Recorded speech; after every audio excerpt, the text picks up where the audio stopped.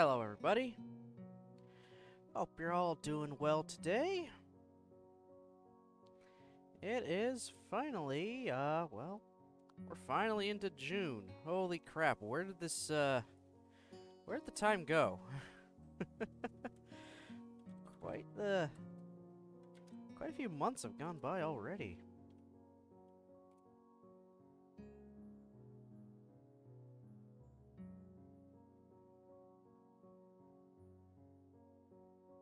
I mean, quite a long time's gone by. Holy crap. I think my first stream was back in November. So that's, January, wait, December, January, February, March, April, May. Going on like 7 months of doing this now. Wow. Wow, wow, wow. It's mind-boggling how quickly the time flies when you have fun. So, before I start up Katawa Shoujo, just quick little things. One, I had something show up today, thankfully. So, if you remember, a while back, a certain model kit didn't have an arm finished. Well, it has its arm now. I managed to find the kit for cheap, so I bought it, snipped out the single part I needed so I can finish the arm. And just so it wasn't a total waste of time for me, entirely, and money, I also snipped out another bazooka, beam rifle, and shield. Because it's always fun just to have the extra weapons lying around. What's even more important is always having extra beam saber blades, because a lot of kits nowadays feel like don't coming with them. They'll come with the handles, but they don't want to give you the blades, which is annoying. So yeah, the original Gundam is now actually complete. Hallelujah. It looks so much better now. But at the same time that I got that in, I got myself another kit that I'll probably build later in the week. Obviously on stream. The high-grade Unicorn Gundam. So, yeah, this is basically the spiritual successor to the original Gundam. Like how the Sinanju is to the to Char's Zaku 2. So, yeah, that'll be something. There's a lot going on with this guy. So this may take a while to do. It might take about as long as the Sinanju did that time. Hopefully not, though. I don't think I can manage another 4 to 5 hours sitting just building that single kit on stream. Oh well.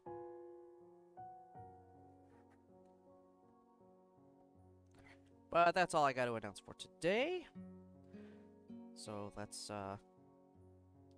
switch gears right back into the game. So, we went through more of Act 3 of Rin's Route yesterday. And, well, things happened. Rin took up Nomiya's offer to potentially get her work put into a gallery. So somehow we got roped into helping carry 2 of her paintings in to this building, and we met the owner.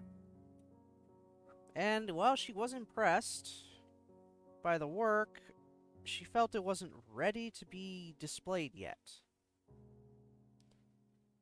She wants Rin to paint more and give something with more of a theme to them. Because right now they don't really connect well with one another. I don't know, I'm not super artsy. So after getting special permission, Rin is now exempt from going to her classes and now focuses her time pretty much solely on painting. She's got a room just above the gallery that she paints in. So we rarely see her. In fact, Rin's not really seeing anyone. If she does come to the school, it's only to sleep in her room. Even then, she can still crash at the little mini art room she's got. She straight up told Emmy, "Don't come by. Don't come," because Emmy would distract her. But she's okay with us coming. And we did decide to come by just to see how she was doing. And it kind of, one thing led to another. We sort of tried to confess to her that we may like her more than just a friend. But then she just straight up said, "No, I don't want to think about that right now." It's like, so don't talk about it. I don't want to think about it. Don't talk about it. So we're kind of flabbergasted by that, and we just kind of went to leave because it was pretty awkward. But then she immediately says, "You'll come by tomorrow, right?" And I mean, we did. We didn't exactly have the greatest time of it, and well, we're not super happy. Because we feel like Rin's just kind of shutting us out now. So, as much as we felt there was a distance between us before, mostly with her communication, there's another one now. Like, even bigger. Now it's more an emotional distance between the two of them. And Hisao isn't exactly super pleased with that. But I mean, dude, she's got a lot of shit going on right now, and you want to try to drop something like that on her?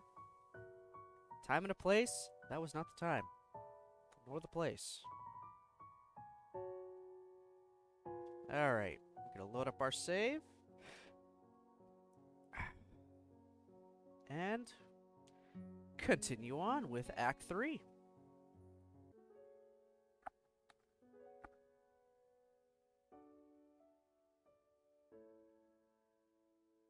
Did I seriously leave it up at this? Huh. Yeah, it's my most recent save. Okay. Cool.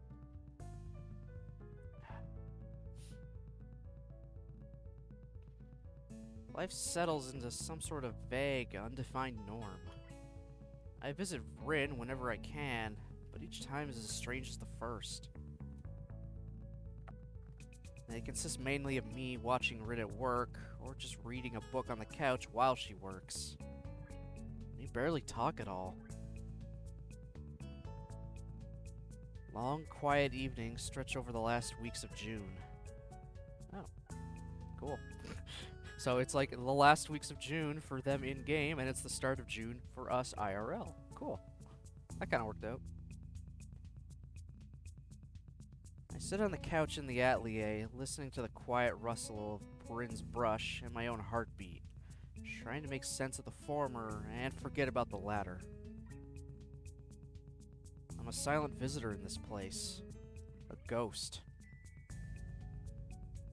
At some point, I start thinking that my presence is meaningful to Rin somehow, but never end up asking her about it.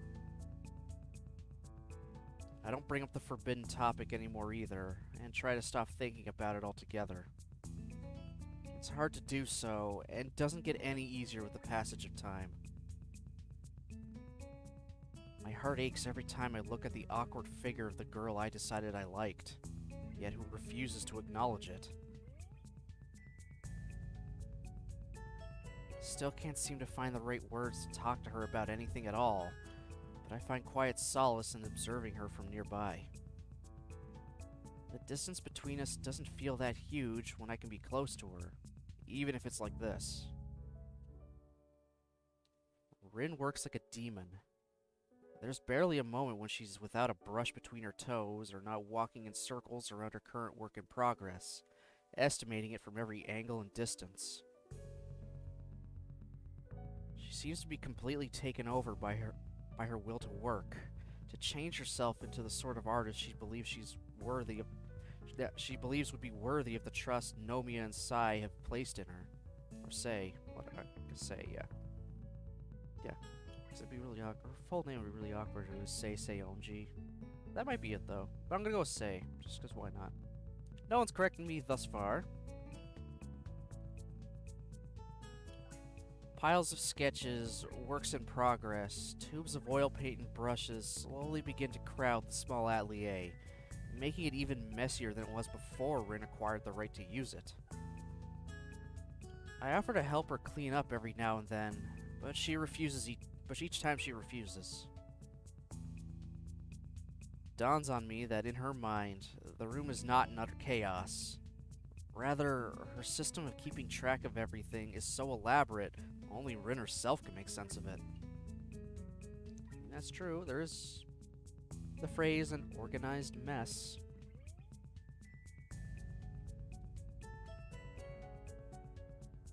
She knows exactly where everything is, from the tiniest brush to that half-empty tube of crimson. That's the perfect shade for some picture in progress. Rin walks from one painting to another, looking at him as if not remembering that she made them. She talks to herself, or to her paintings, even when I'm present, always just quietly enough that I can't make out the words. Every day, Rin pours herself onto the canvas for hours on end, squeezing every bit of her ability and even her soul to make good on that promise she made to me, or herself. Black marks appear beneath her eyes, a sure sign that she's been skipping sleep in favor of painting. Oh boy, that's not good.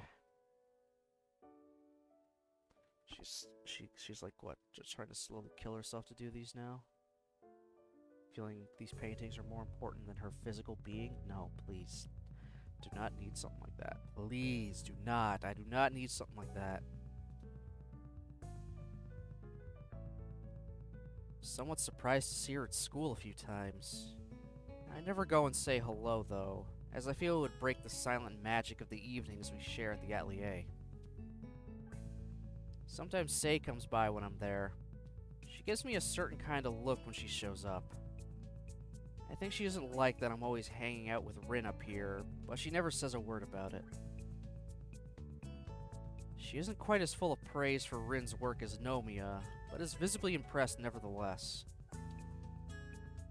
However, when she turns her eyes from the wonderful works of art to look upon the little red-headed girl that made them, a sudden, deep sadness floats onto the surface of her expression. I can't explain it, and she never talks about it. I mean, why would she?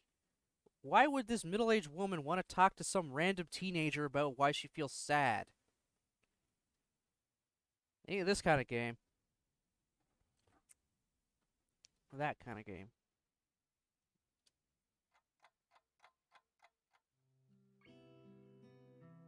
June turns into July almost without warning. End-of-term exams loom dangerously close, but all I can think of is Rin. I feel like a sleepwalker at school, looking forward only to the next time I get to visit that silent place above Sei's gallery. After Rin refuses my attempts at directly helping with her work, I try to figure out other ways to help her. It finally dawns on me that she isn't eating properly. Jesus Christ, yeah, she's literally pouring her entire being into these paintings. Oh my god. She's taking starving artists too literal. Way too literally.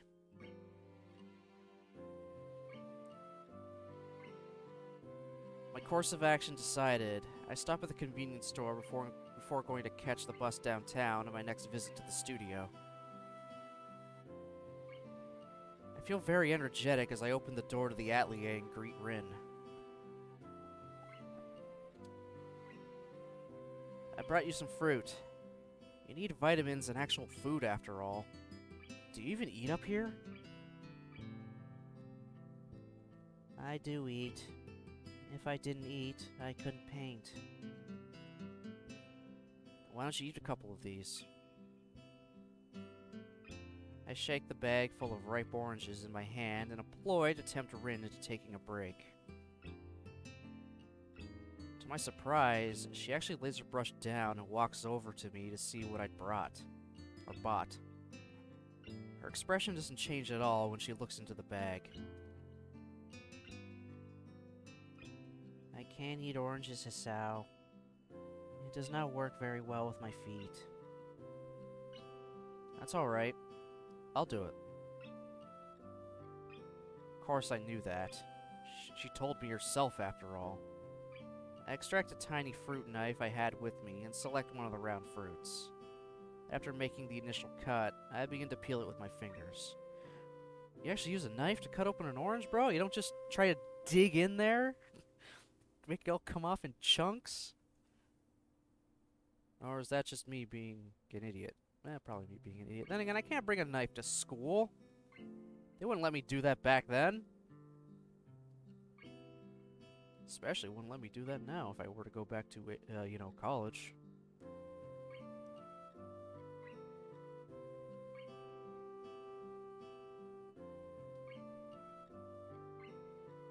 The strong scent of cut orange rind immediately fills the air as thousands of tiny droplets of oil burst from the skin.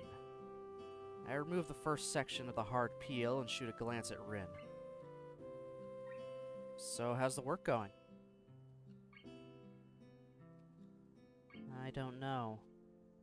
It's like I'm in the center of some huge mountain of jelly and have to dig my way out. Must be stressful. I think it might be. Even though it's just painting, all this, everything feels really strange. I wonder if Rin is the kind of person who likes to carefully remove all the white fibrous stuff from oranges before eating them. Or the more careless type who just eats them as they come. Maybe neither. I don't want this string. Ew.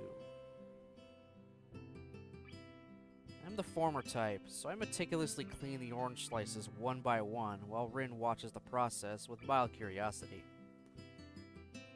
I realize I don't have the faintest idea about her likes or dislikes, or any of the other little details that make up the concept of a person for those around them.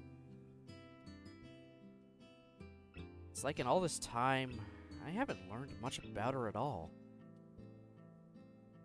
Once I finished lamenting that fact, I realize I've cleaned the entire orange and neatly split it into slices. I hold up I hold a slice up, bringing it closer to Rin so she can pick it up. Here.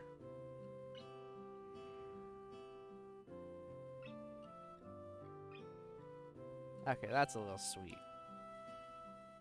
Feeding her an orange.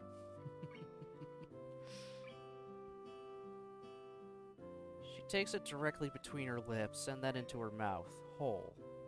Her lower lip briefly brushes against my fingertip. Rin chews the slice carefully, savoring it as much as possible. God knows how much she hasn't eaten this whole time, so Jesus. No wonder she's savoring it. I become fixated on the movements of her jaw, the trickle of juice glistening on her lip, the way her throat moves when she swallows the orange slice.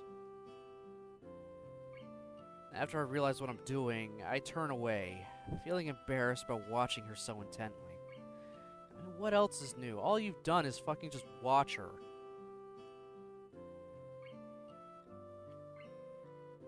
It's not the same as it usually is.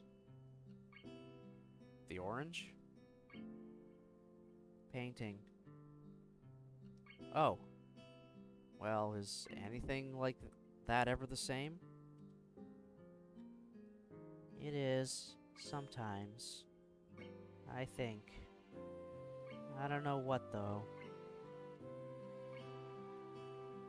I might be starting to paint differently soon, if this goes on. Well, wouldn't that just be that change you keep talking about? She thinks about it, blinking her eyes a few times nervously. For a moment, absolutely nothing happens, as if time itself did a double take. We stare at each other in silence, only that faint, tangy scent of orange floating between us and the muffled sounds of traffic in the background. Then I pick up another slice and hold it to her. She takes it from me with her mouth, just like the first one. I didn't think it would be like this. Well, keep on going and see what happens. It's not like you can do anything else. Yeah, it's the only thing I can do. After that, she says nothing more. In the ensuing silence, I feed Rin the last of the orange, one slice at a time. Then I peel another for her, which she eats as well. A third I eat myself, and the rest are left in the plastic bag, which I put on a small desk next to the couch. She stands up and returns to her painting, with a strange look in her eyes that I haven't seen before. Like most of her expressions, it's completely unreadable. Even if I asked, she wouldn't explain what it means.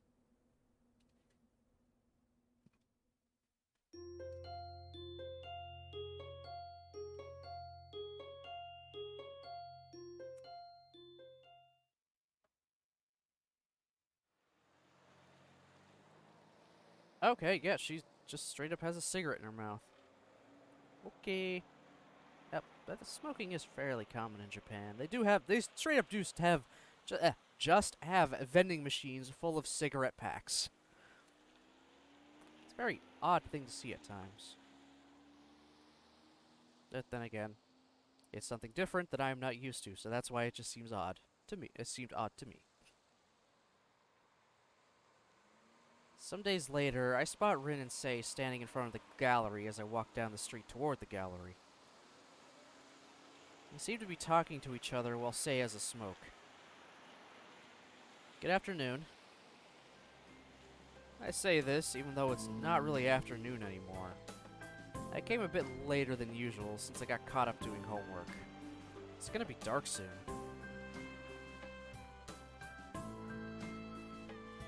Hello there, Hisao. Come to visit the little kitten again. Stop calling her kitten, please. Oh. That's just wrong in this sense. Rin makes a face at the nickname. I guess she doesn't like it. And ironically, the way she wrinkles her nose like that really does make her look a little bit like a cat. Hello. Sei turns back to Rin to continue the conversation they were having. So, in other words, everything is going well enough? Rin makes a difficult expression and turns her face away from me, for some reason. It's difficult. It's like I'm missing something. But I will do it. Work hard, and it'll be fine. I'm going to have to start working on my part of the preparations. I need to do a sales catalog, invitations, decorations, advertisements, and so on. I need the name for your works, and we also need to think up the general theme for the exhibition. They don't have anything like that. I'm not very good with words, so I don't use them. And if I cannot use them, I mean, sometimes I have to, but I think this is a time not a time like that at all. You don't like naming your works?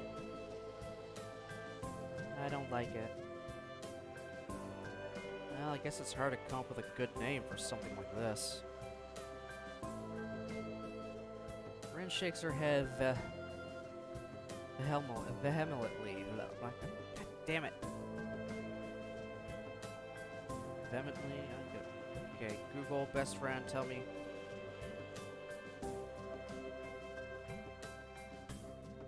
Vehemently. Vehement. Okay, vehemently. Rin shakes her head vehemently. It's not like that. It's like if I paint a cloud and call it an octopus, people will think about it differently than if I paint a cloud and call it the end of the world. Every name is wrong. Nothing ever explains what I feel like when I make a painting. It's not a word thing. The only thing would be to come up with new words for everything. But would it help at all? No, I don't think so. Then the paintings would go with just unnamed number 1 and so on. It's a bit inconvenient, but that's no good. Unnamed means you just didn't come up with a good name. And unnamed is a name. Like that Greek guy with the sheep and all. I'm sorry, what?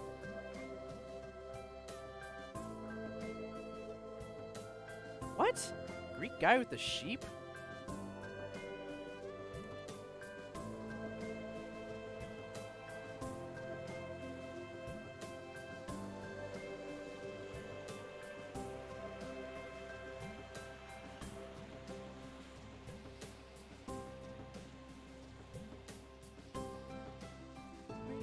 What?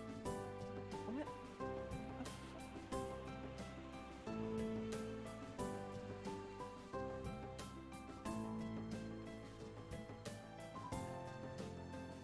I don't know what the hell she's talking about. She can explain herself. It's Rin, so no. Sei thinks about this for a while, furrowing her brow as she keeps looking at Rin's serious face. So you're saying your artwork should be completely without labels? I think that's what I'm saying.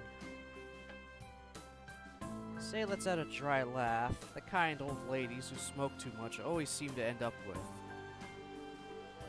Let's hope your art will never end up in a museum. The curators would explode. She takes a contemplative puff of her cigarette, which is worn down to not much more than the butt. She then drops it into an ashtray affixed to the wall next to the door. Then again, it could work. What do you mean? This namelessness, this rejection of labels, it works. It's a good unifying theme, and something people can grasp onto easily. Allows for a lot of room for interpretation. It gives a good impression. Think about it. All sorts of associations can be made, starting from identity and self-definition, all the way to whatever you want to think about. Think about it. You call your exhibition Nameless, and build it on that theme. How does that sound? Rin thinks about this for a while. I'm not sure how Sei managed to get so fired up by Rin's reluctance to apply names to her works. It feels like she might be extrapolating too much, but it's a pretty impressive sounding idea. I don't think it's a bad idea. For what it's worth, I have to say it sounds pretty good to me too. Yeah, use us as your litmus test for whether the layman can figure it out.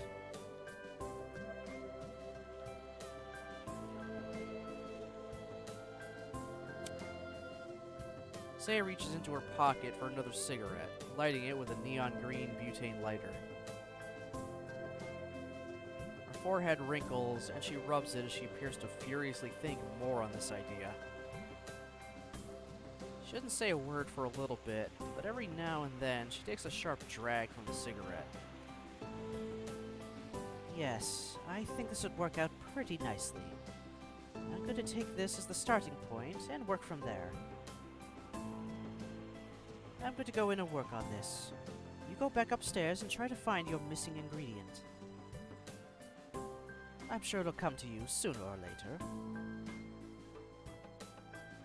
Rin doesn't reply, so Sei takes one last long pull from her cigarette and drops it in the tray to join others of its kind. The gallery owner turns to head back inside, but is stopped by Rin just as he reaches for the door handle. Sei? What is it, kitten? Can I have some cigarettes? Rin?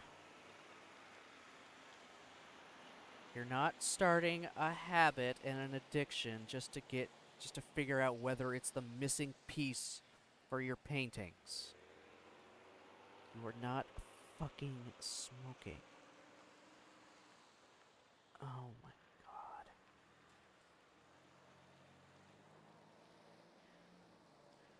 god.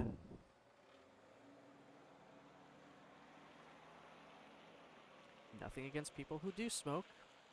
I know plenty of people who do. Nothing against that. But don't start it just because you think it'll help you with your paintings.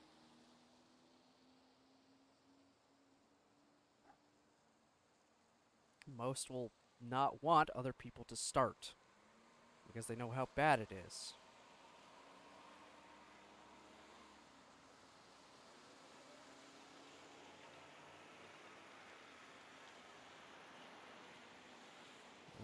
God damn it, Rin. What are you fucking... Ugh. She looks at Rin incredulously, clearly not having expected such a direct request. Not that I did either. Don't tell your teacher. She stuffs the packet in Rin's pocket, along with the neon green lighter. For fuck! Say, what the fuck? Just like, are like all adults like this? Like, all physical appearing adults like this, just complete and utter like assholes and dipshits that aren't Mako or fucking shit, blanking. And Muto. And I guess Akira too. So y'all already know my thoughts about Jigoro and Nomiya. Sei clearly isn't helping the matter.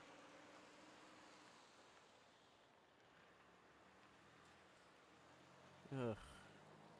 Okay, it's like half and half. Half the adults are okay. The other half are like, just why do we fucking have to do this? Why do you do the things you do?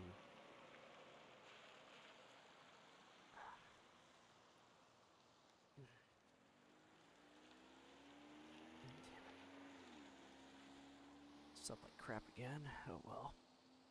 Nothing new.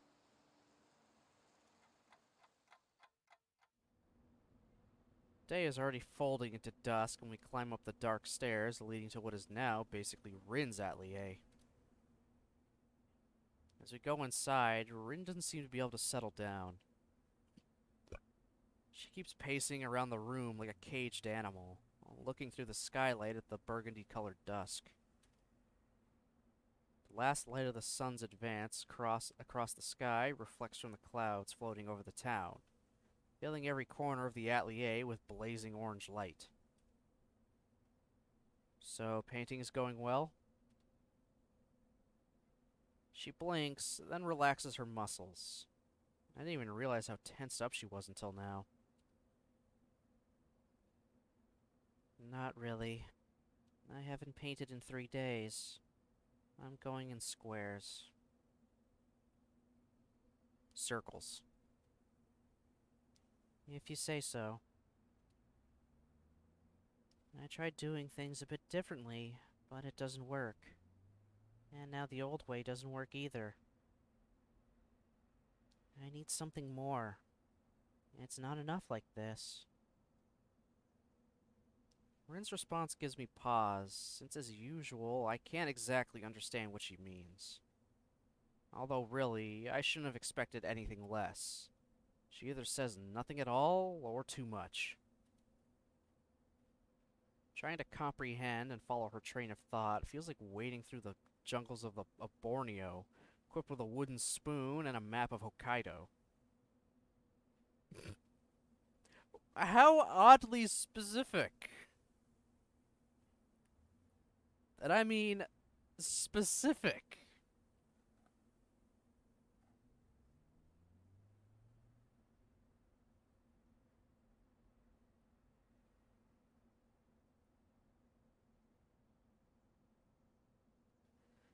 Wading through the jungles of Borneo, equipped with a wooden spoon and a map of Hokkaido. Yeah, that map is useless to you other than as firewood. Well, fire starter. Whatever.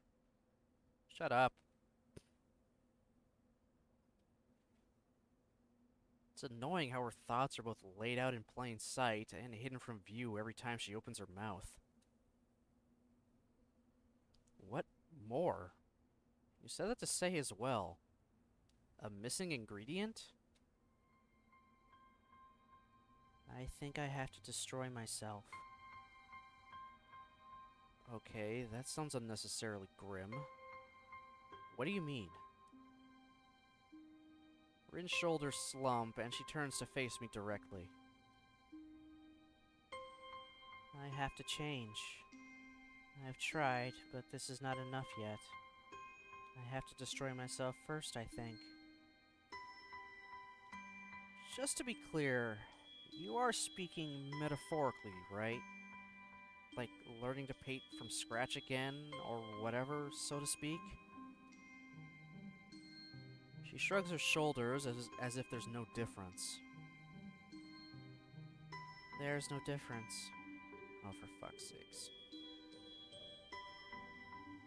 So, you're gonna start by smoking a cigarette? For inspiration? Maybe.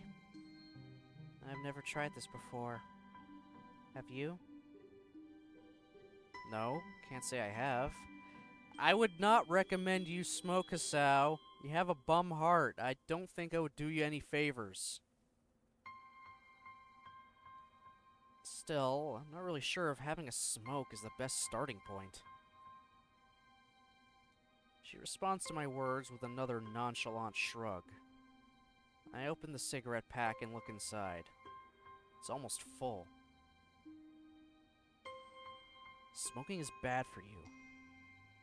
But that's the idea here, I guess. Yes. I need to do something. I want to paint. I need something more. So, okay, fine. What's after smoking a cigarette then? How do you intend to destroy yourself? Rin thinks for a split second, averting her gaze like she does when she doesn't want to get distracted. I don't know yet. I'll decide later. She's not even fucking thinking this through. She's not thinking it through at all. She's like, alright, destroy, I'll start smoking, and then, question mark, after that, art!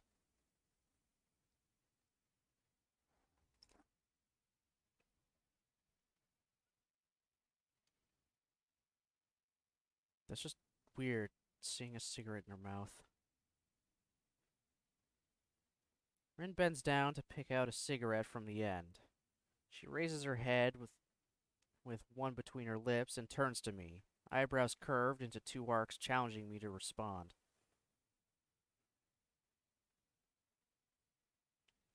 No cigarettes for you. That should be your response. Just pull it out of her. What is she gonna do? Just pull it out of her mouth, take the pack with you, and walk away. That sounds like the smartest idea right now. But let me guess, you're just gonna be, alright, fine. I flick the lighter and light it for her.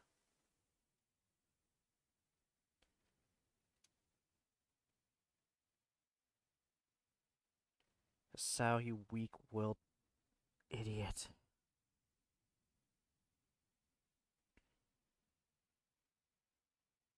With a sigh of resignation, I pick up the lighter and raise it to meet the cigarette. I can feel Rin's warm breath against my quivering hand. Jesus Christ.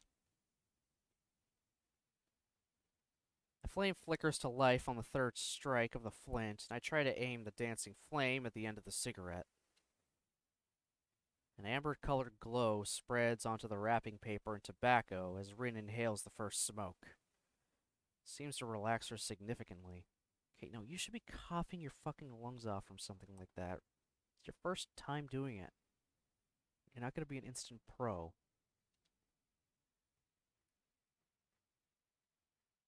To my surprise, she doesn't cough, despite telling me that she's a first-timer. At least he even knows! Ren seems to remember it's hard to blow the smoke out without spitting the cigarette out as well. She quickly sits down on the ground, bringing her foot to her lips like a circus contortionist, and expertly picks the filter between two toes. I get down on the floor as well, and we both lay down almost simultaneously, while Rin blows a steady stream of smoke towards the dim sky beyond the glass of the skylight, looking after it thoughtfully.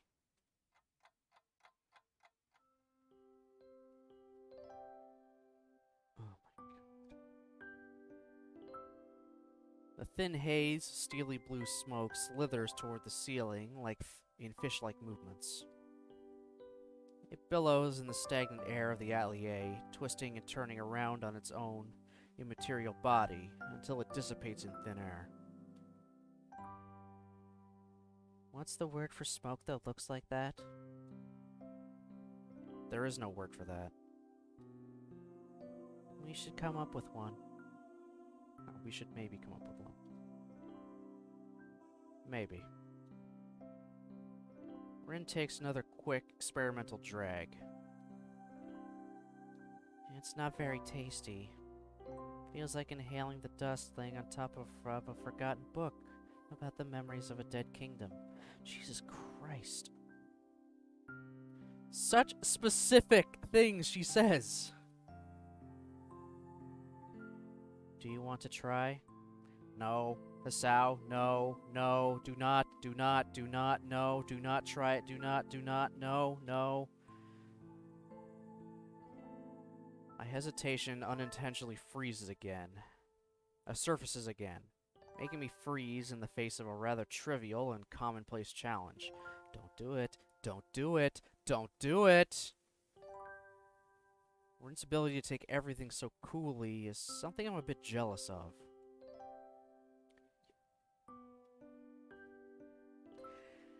And that Hasao died, because starting smoking helped kill his heart even faster. Bravo.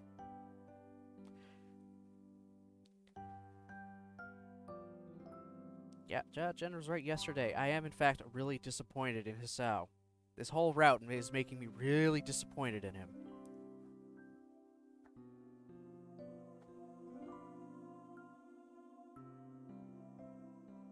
Alright.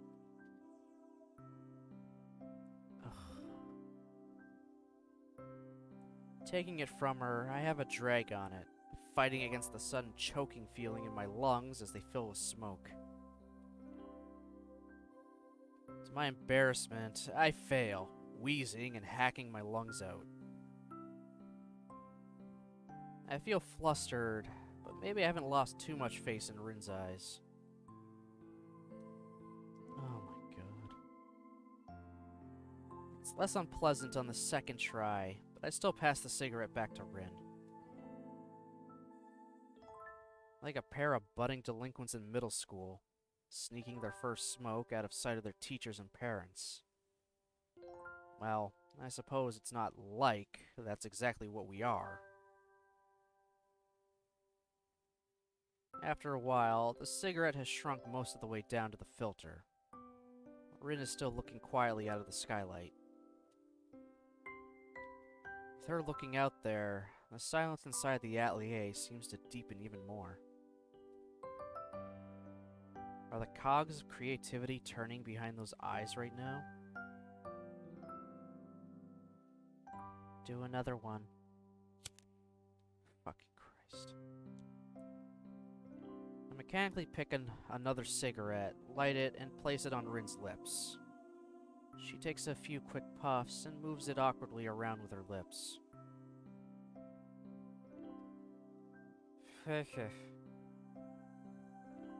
Not understanding her garbled words, I glance over at Rin. Looks like she's having trouble with the cigarette.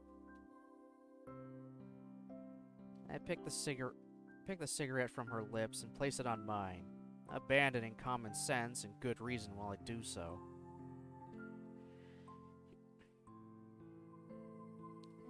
point is, you went to this school so you could get healthier and live longer after finding out you have a heart defect. I don't think smoking fucking cigarettes is in line with being healthy.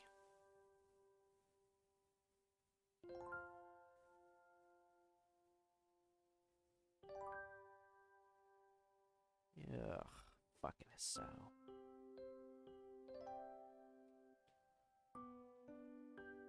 First one should have been enough for me, but I take another drag, still coughing a little at the unpleasant sensation of smoke invading my respiratory organs. I remember doing something like this before. So you have smoked? Doesn't look like it, though. Nah. Lying on my back and looking at the sky with you. Oh. The sky on the other side of the glass is slowly growing darker. It's unreachably high, even if the shimmering smoke seems to make it closer. I return the cigarette back to Rin's mouth. It feels bad somehow. The space between us, less than an arm's reach, is still there. It's the distance between us, the immeasurably wide chasm of thoughts and feelings that separates us with graver certainty than even light years of physical distance could. Yeah, shoot, light years is a distance, not time, right? Or...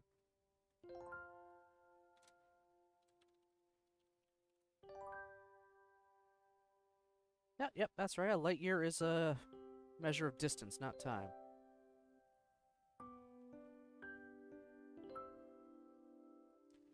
Just like, despite how much Han Solo wants to say it, parsecs are not distant, not a thing of speed or time. It is distance.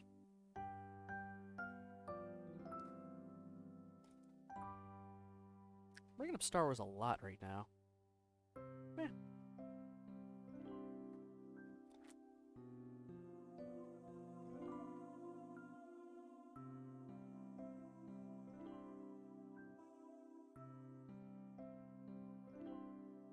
By saying the right words, there might be a way to make the chasm narrower, even if it's just a little. I tried to cross that gap with one big step, but Rin turned me back. I glance at her out of the corner of my eye.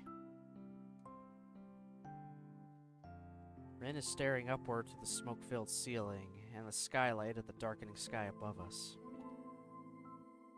It's almost like she's sleeping, even though I know she isn't. Her eyes are open, as is her mouth. I take the cigarette from Rin before it falls on her cheek. She doesn't react to my touch in any way. So, this is where we are now. I wonder if we can ever be closer than this. I take a drag of the cigarette and blow a thin stream of smoke upwards. These indirect kisses are the only things that connect us right now. Taste of Rin's lips on the filter, mixed with the ashen taste of the smoke. Her soft lips against my fingers as I press the cigarette onto her mouth, as if she was placing kisses on them. Are you kidding me right now? Are you fucking kidding me?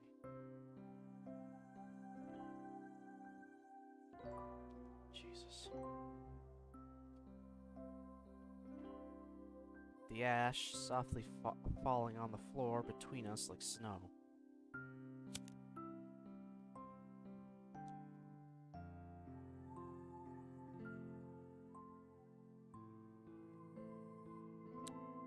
Well, looks like we got a new addiction. Great.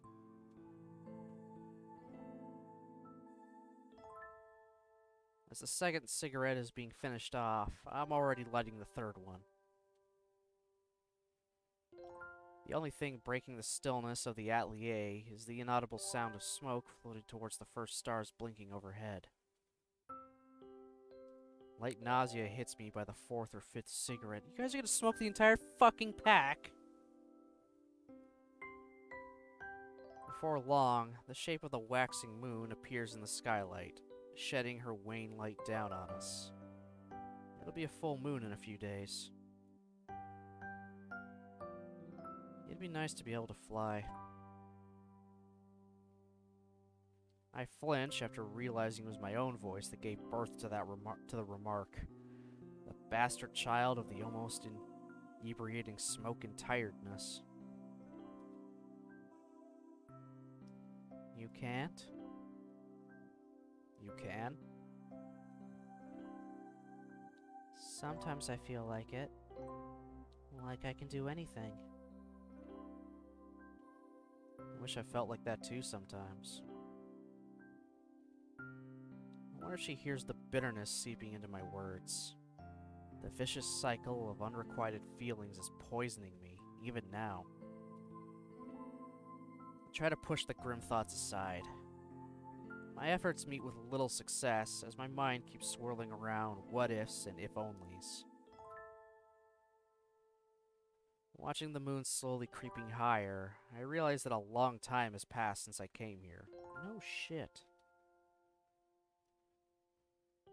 It sobers me somewhat, but also reminds me of the sad status quo we're in now. It's late. I'd better get back to school. I stand up to leave, but Rin doesn't show any sign of rising up from the floor. She lays inanimate, as though all life had been sapped from her. Little wisps of smoke float around her, memories of the cigarettes we shared. Ugh, God. I grasp her by her short, thin arm and try to pull her up. To my surprise, she complies and stands up with some help from me. I notice how little Rin weighs. Ray wins? Wow. I notice how little Ray wins. Wow, that was...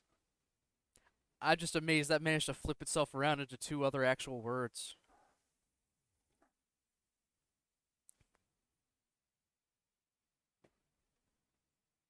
I notice how little Ray weighs. I said it again! Alright. Third time's the charm. I notice how little Rin weighs, as if she were made of feathers. Are you gonna stay here overnight? I have to. I haven't painted much in 3 days. I have to find out how I can start painting. Maybe the smoke helps. Just take a break? That's no good. If I have to do it. If I can't paint anymore, I'll be destroyed for real. Maybe you're just burned out. You've been working pretty hard. That would be bad. I wonder if this is it for me. I want to see how far I can go.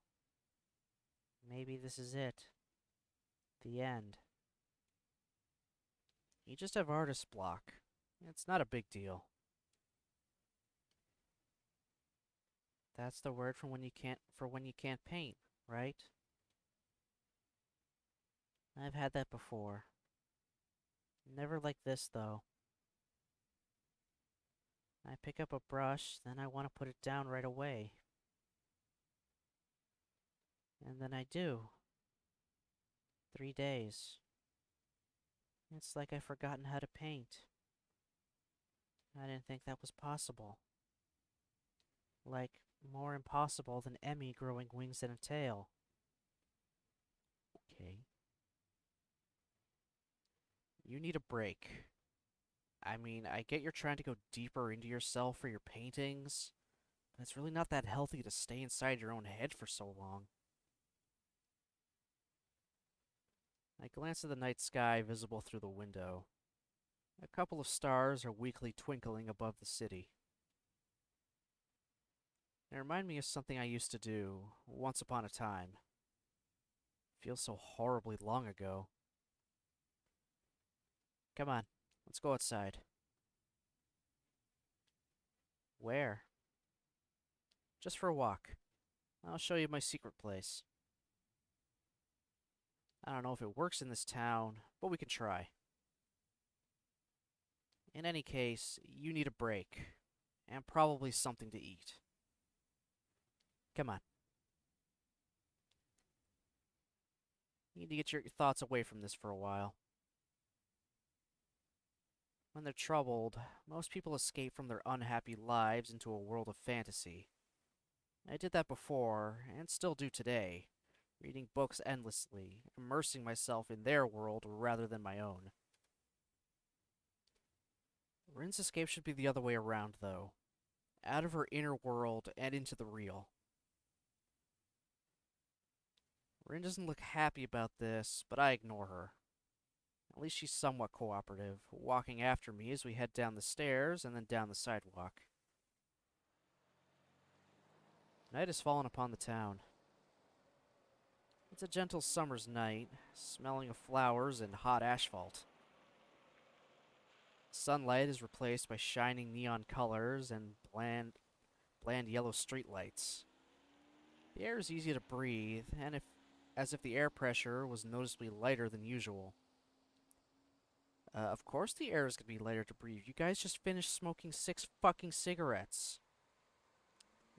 Your fucking lungs are, enjoying this. They're like, holy crap, yes, please.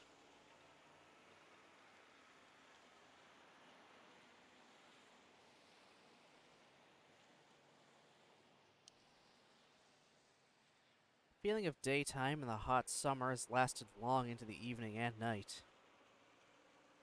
I grab Rin by her sleeve, like I've seen Emmy do, and to my surprise, she obediently follows. The pale streetlights fight against the all-enveloping darkness as we walk together, the guide and the guided, although neither knows the destination. Yeah, where the fuck are we going? But it doesn't matter. My god, you people just not thinking anything through nowadays, are you? This is the one moment where the usual silences that have become a ritual between me and Rin at last fit perfectly. We walk side by side, choosing directions on impulse or inspiration. Sometimes we find ourselves back at a street we'd already seen once or twice. Sometimes we find new streets. Okay, that's fair. Okay, you're just walking to walk. All right, no destination, walking to walk. All right.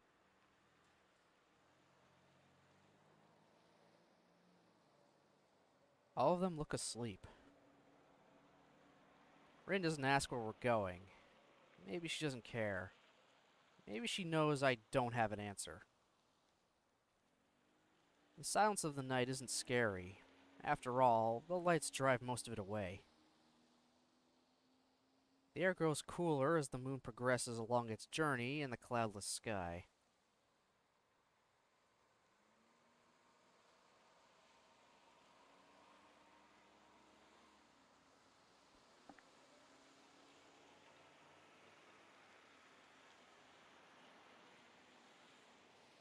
That was? Few cars roam the streets at this hour, and even fewer people are on the sidewalk. The apparent lack of nocturnal life is somehow befitting of this place. There are around-the-clock shops and cafes, sure, but the atmosphere is like the town itself is slumbering. A town that sleeps 8 hours a day. The city I grew up in, bathed in the electric glow of a million light bulbs, never slept. I've seen it for myself. It's not the first time I've done this. It happened one of the first times I was home alone. Both of my parents had business trips that neither could cancel, so they deemed me old enough to survive 2 days on my own. Their misplaced trust in me did not go to waste, as I proceeded to spend the entire night out walking around the city. Even afterward, I couldn't say that what made me stay downtown longer than I'd intended after school. I didn't feel like going home, so I stayed through the evening and eventually through the entire night. I walked along concentric circles around a landmark chosen at random. For some reason, the nighttime city felt fascinating. So I walked its streets. At every intersection, it was possible to choose your direction at random because they all led nowhere. The aimless wandering made me see things differently. I hope it'll do the same for Rin.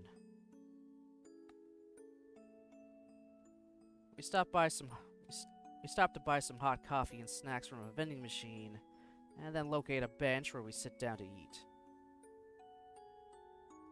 There's no time in the night of the town, so we spend an unknown amount of it just sitting there, observing the stillness of the usually vivid townscape. Still, it's getting very late, and soon it'll be getting very early. So is this it? Hearing Rin's voice surprises me. She doesn't sound bored. Rather, her tone is inquisitive, uncertain as to why I dragged her out here, yet curious to find out the answer. Yeah. Have you ever been out all night? It's like a different world. The remark sends her thinking for a while, looking around as if she was looking for something. The wisps of light reflecting from the corner of her eyes are suddenly very sharp. It's not a different world. It's the same, just asleep. What do you think this town is dreaming of? Maybe something like car sheep or building sheep? Why are dreams always about sheep?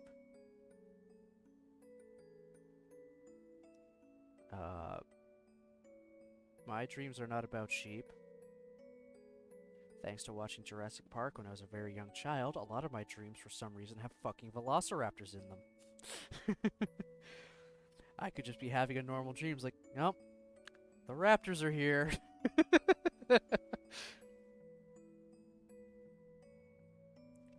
I don't know why. I don't know why that just kind of stuck, but yeah. Barren dreams of velociraptors.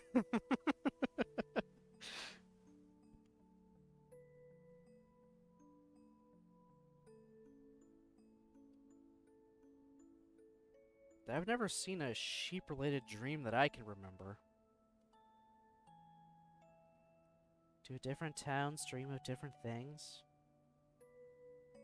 Probably. How could they not? I answer, half joking, half spurring her on. For the first time tonight, it seems like a bit of Rin's life has returned to her. She doesn't continue to list her list of rhetorical questions, though. Instead, she leans back a little and looks up at the moon traveling above the town.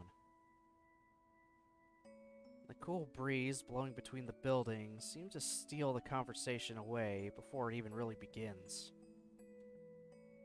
It's too bad. Looked like Rin would get out of her blue mood. I wish I could somehow know the right things to say, but I realize I can't do that the way I am now. I'm too far apart from Rin. I haven't really managed to crack her open. She's just too complicated. It's like she's open to everything, equally disinterested in everything from the outset. Is it from the onset?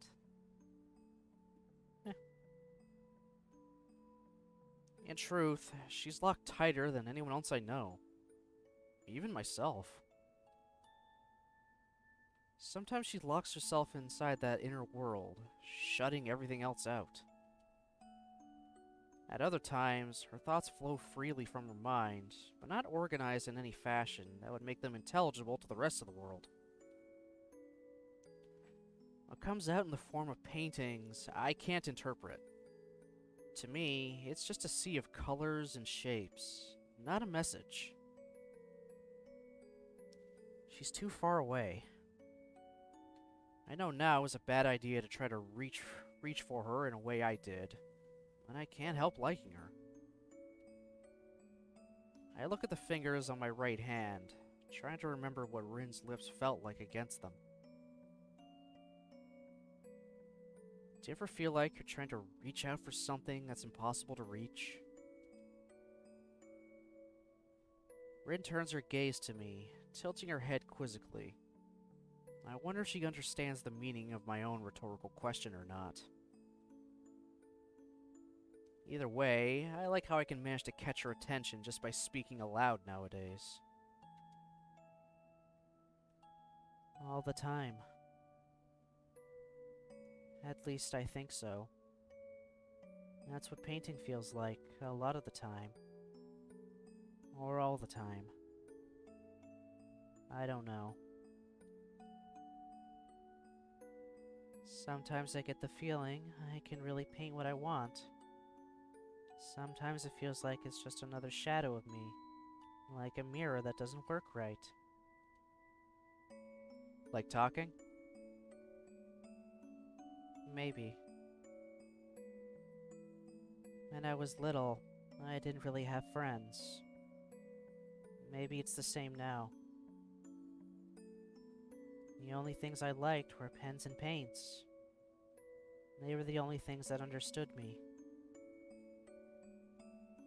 Now it feels like that's going away too. Change really is a scary thing.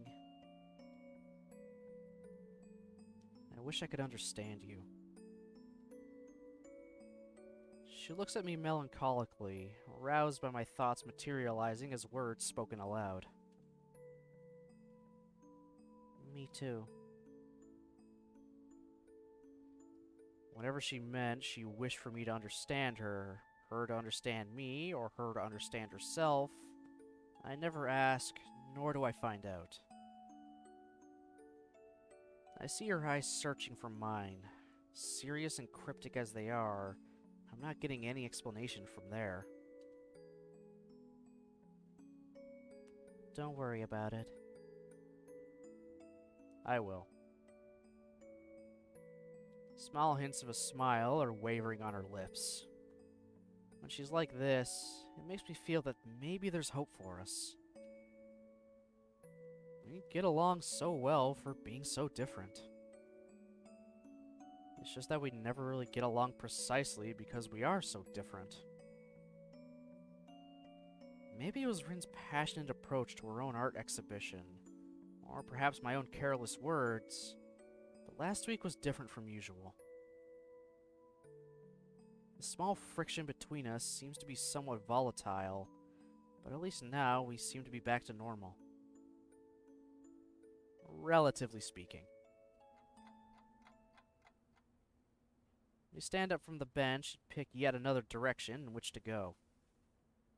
The wee hours of night slowly pass by as we measure the streets of the town, one step at a time. We're finally at ease, not minding the rare lone passerby, the eerie darkness, each other, ourselves. Ren's step seems lighter, like the heavy air around her is letting go a little. It makes me feel happy. We don't talk, save for the single remarks that are spoken into the night of the town and never answered.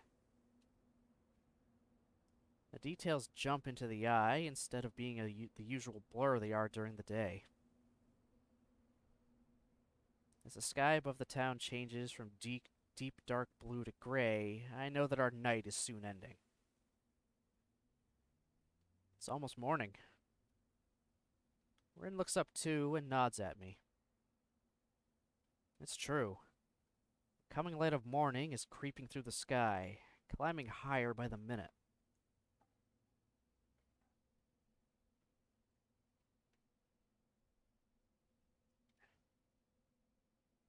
Feels surreal. The sun won't come up for a while.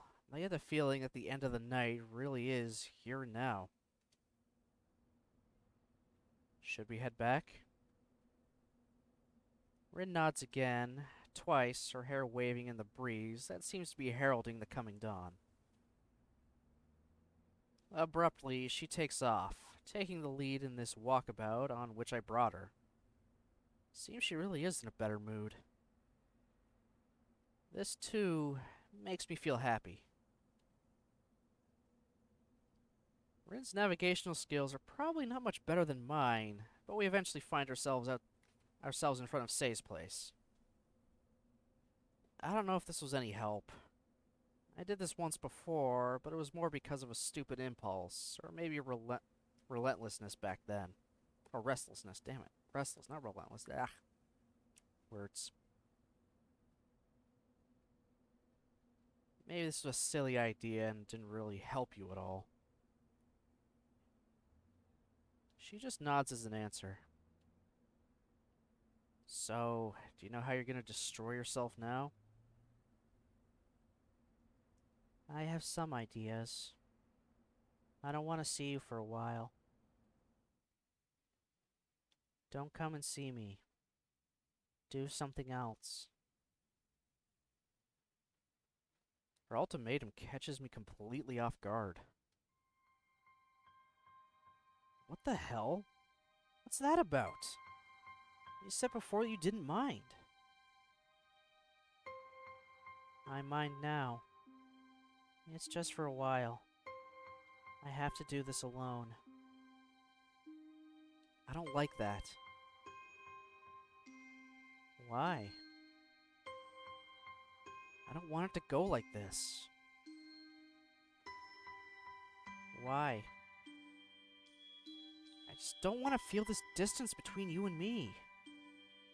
She tilts her head like a bird, her eyes narrowing a little as she thinks. Then you can touch me. What? You can touch me if you want. You'd feel better, right? I don't know. Try. Where do you want me to touch you? Specific ear? No boobs or left ear. Other than that, you can decide. Fine. I raise my hand hesitantly, even though I don't know why I'm actually doing this. Her eyes tell me that she's not going to explain. 1,000 thoughts race through my head as I slowly bring my hand closer to Rin's face and press 3 fingers against her pale cheek. Rin feels soft and cold. She closes her eyes on contact and visibly relaxes. I can feel her soft breathing, her muscles releasing tension as my fingertips caress her cheek. She doesn't rest her head against my palm or anything else you'd expect a girl to do in this sort of situation. In fact, she doesn't react at all, save for those now shut eyes. Once I withdraw my hand, she opens them again. It might just be an illusion created by the timid morning sunlight playing with my eyes, but Rin looks like she's holding back a smile. This is the problem with our relationship. Half the time, I have no idea what's going on, and the other half, I just fail to understand why things are going on like they are. As usual, I'm not going to get an explanation. Rin merely takes a step towards the door. See you later. And she disappears from my reach for an undefined period of time.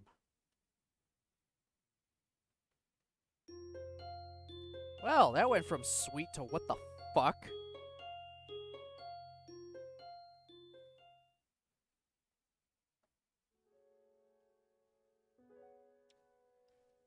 I hold true to my promise of honoring Rin's request, even if it's against my own will. I try to redirect my focus into my studies, but end up zoning out during classes and doing only the minimum amount of work required. Still, I start looking into my post-high school options a bit more seriously. I pore over university brochures and various career paths. I'm good at studying, so I want to go to university. Pretty sure I can get into a pretty decent one too. The only problem is deciding which subject would be best. Well, if all of our other routes have said anything, science is the way to go.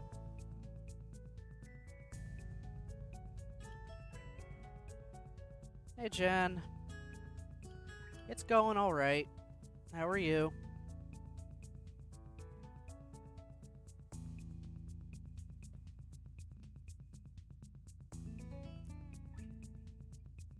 Good to hear.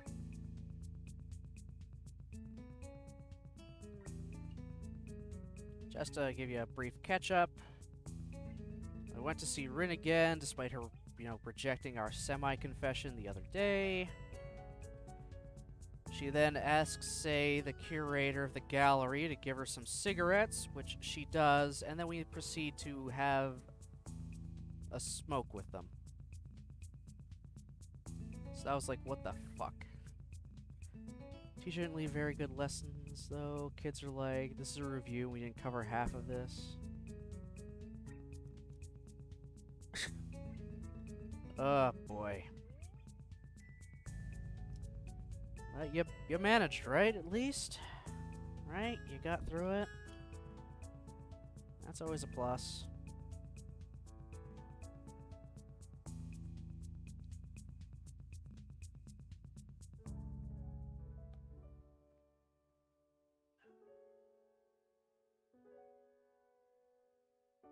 Did kinda, didn't do much.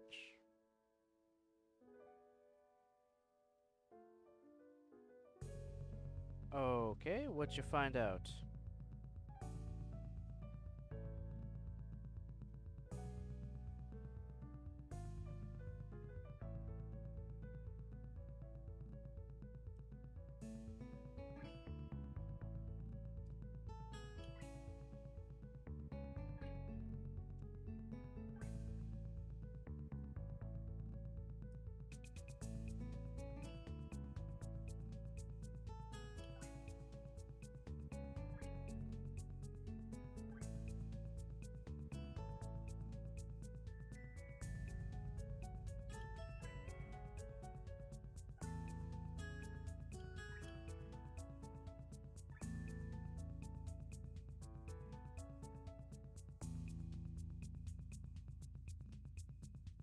Miss Champion writes Jason Kaney's speeches up at premiere and was given position of rewriting the social studies curriculum.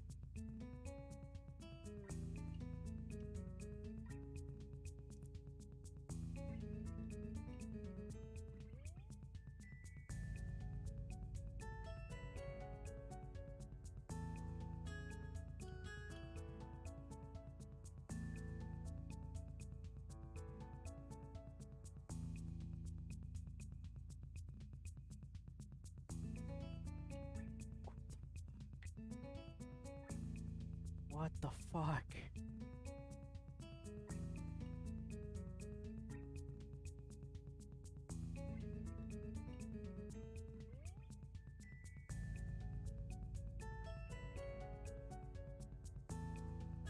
Jesus Christ.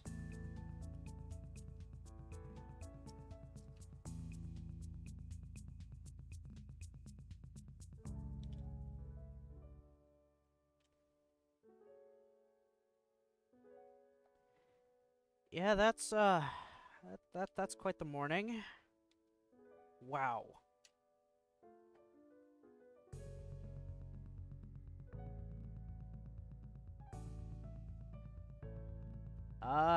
Yeah.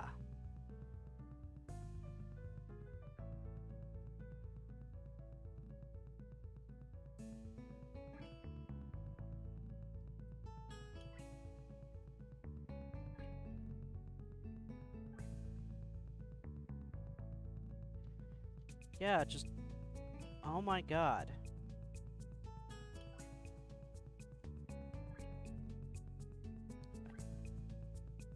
I don't even know what to say to that.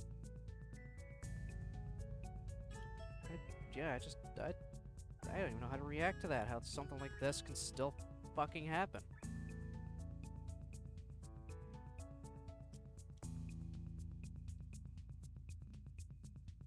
Jesus.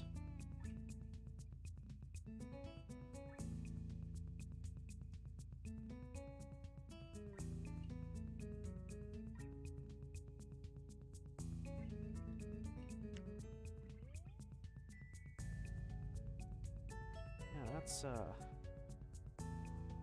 wow. Yeah, that's not the kind of person I'd want rewriting anything being taught in schools.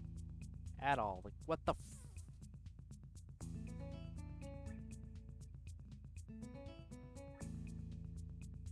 Oh my god.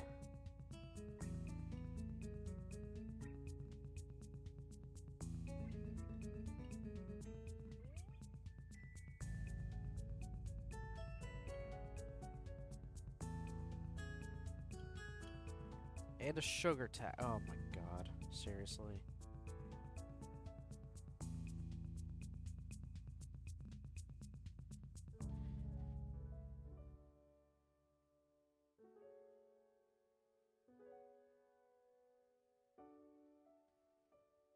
Oh god, I just don't get...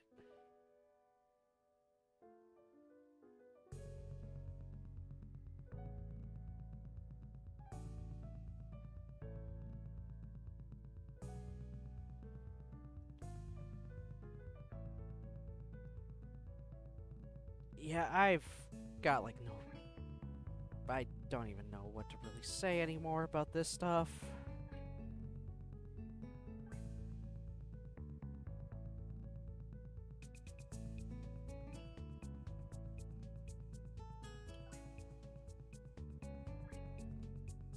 Yeah, that's true. That is very true.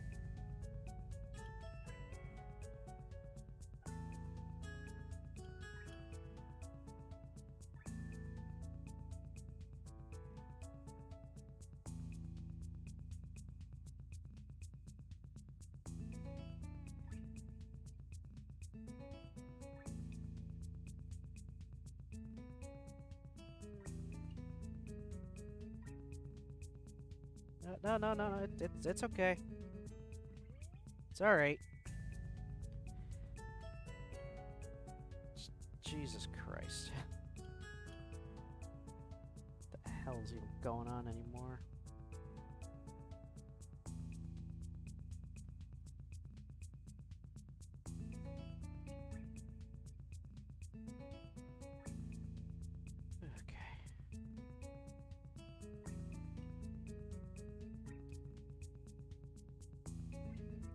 Yeah, just give me a second here to process all of that.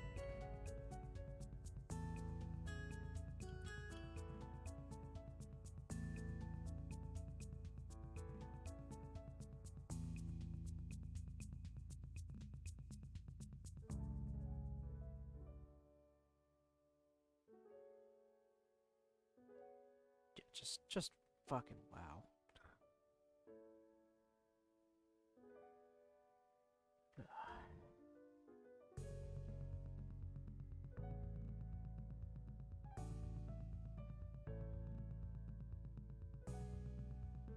Okay.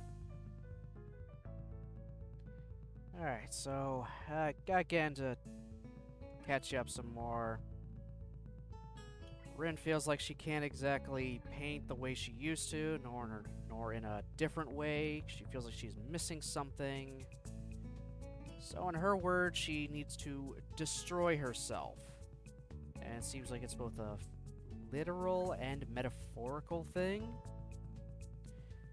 Because she's not really sleeping, she's barely eating, and she asked the curator to give her a pack of cigarettes, which the curator did. So in Hisao's, ultimate wisdom, he lit the cigarette for her and then also started smoking them with her.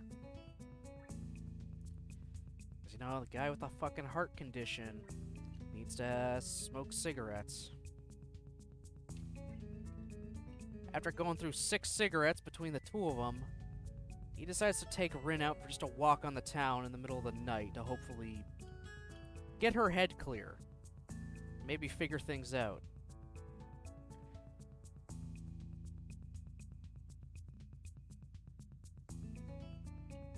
Okay, this is a dude who can't even handle a pat on the back without potentially having a fucking heart attack. If he starts smoking and probably coughs too much, he'd probably send his heart into a flurry. This whole point is to get healthy, not, you know, develop an addiction.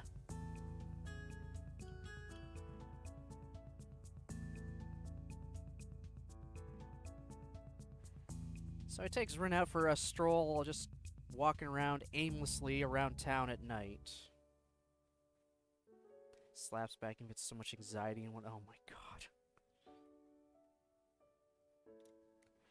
So he just takes her around, just walking, clear her head, just to look at everything. Just for the sake of doing it. And he kind of saw a little bit of life go back into Rin.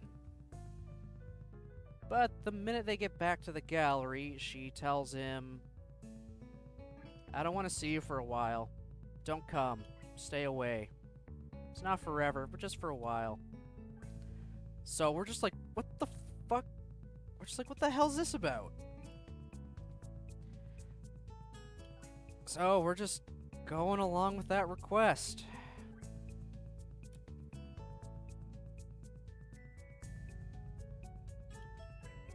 So now we're just staying away from Rin while she paints. For how long? No idea.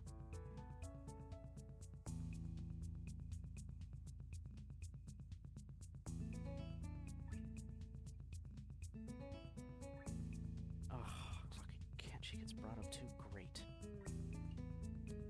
Kenji ridicules me about subjecting myself to the control of feminist teachers when I tell him I'm trying to get into university. I don't ask him about what he wants to do in the future.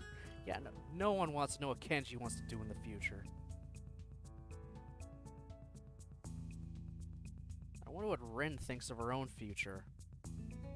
I bet she's not as lost as I am. And if she is, it's probably in some completely different way. I feel somewhat disappointing in finding out that I can't stop thinking about her. The request makes me worry about her and think about her more than I did when I could go and see her when I wanted. It bothers me that I can't.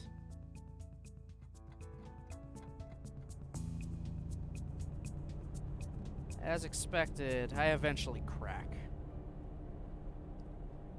Late one afternoon, I get on the bus heading downtown. I try to avoid explaining to myself exactly why I'm doing this, and keep thinking about other things for the entire duration of the trip. After a 5-minute walk, I'm standing in front of the gallery. I walk past it to the door of the atelier, but at the last moment, I lose my courage and continue on all the way to the next corner, at which point I turn back. Will Rin hate me if I go and see her? I wonder what she's like when she's angry. I've never seen her angry. The worst thing would be if I actually ruined something by going to see her, like she seemed to imply would happen. But there's no way that can be true. Can there? It's just one of her quirks. I walk back down the street and end up passing the atelier door for the second time. Only this time, as I continue all the way to the gallery, its owner is standing just outside the door, watching me. I thought that was you. What are you doing? I really don't want to explain the circumstances between Rin and me, so I get flustered and end up mumbling something unclear.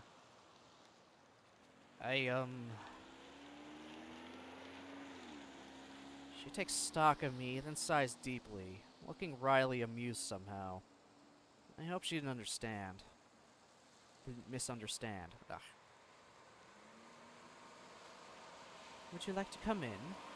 Your teacher's visiting. We were discussing Rin's exhibition. Thanks for the invitation, but I really should... Don't be shy now. Come on in. Oh, fucking Nomiya. I follow Sei inside, finding that our art teacher indeed is there. Nomiya is standing at the big desk, contemplating what looks like an invitation card.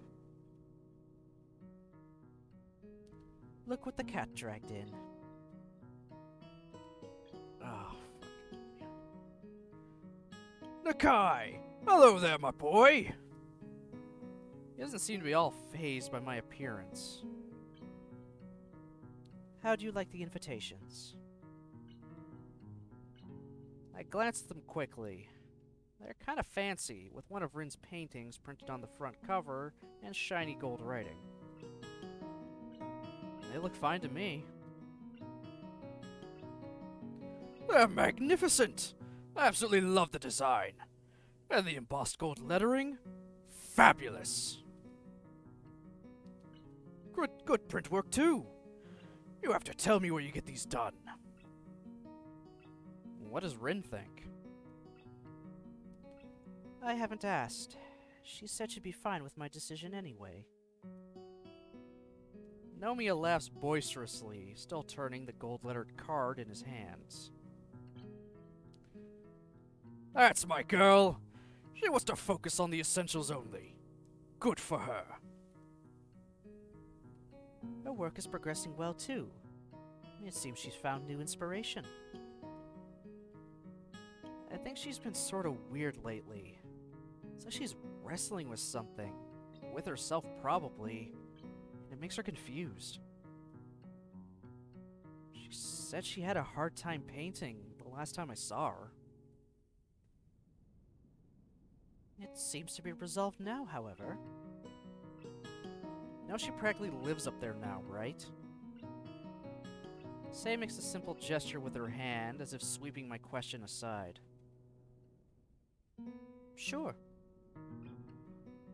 Don't you think that's weird? Maybe it is. Still, I think she understands how big an opportunity this is, and is going for it full throttle. Is it really that big?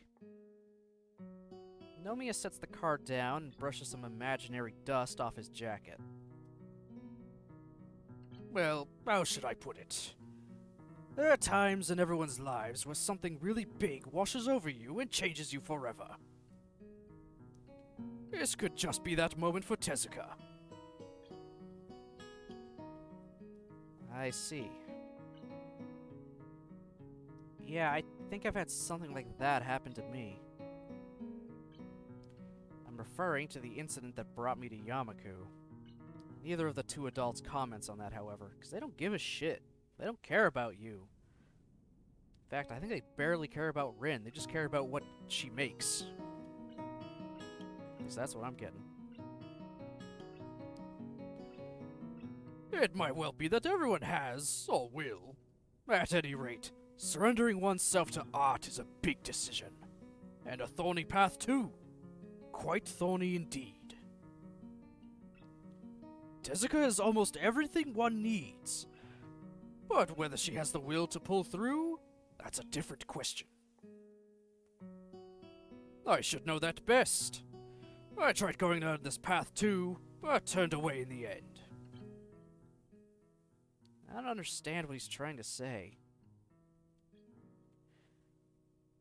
Okay, so I can either ask him why he stopped wanting to be an artist, or why, or it's like, and that's why you're supportive of Rin? In all honesty, I could give less of a fuck about Nomiya's past.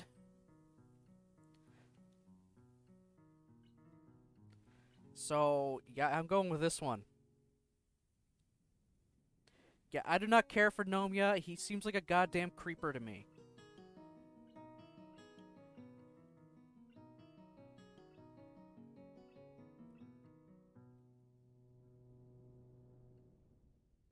Is that why you're being so supportive of Rin?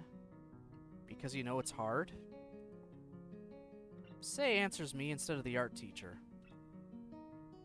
Maybe, partially. Does it bother you? Well, no. I'm not saying it's a bad thing either. I just don't get it.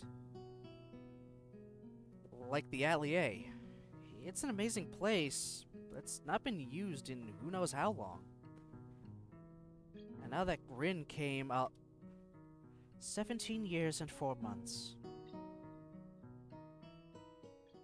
I raise my eyes to meet Sei's. A calm, calculating stare, not unlike Rin's own, is fixed upon me. Nomiya's usual smile has suddenly died too. Do not tell me it was her husband's.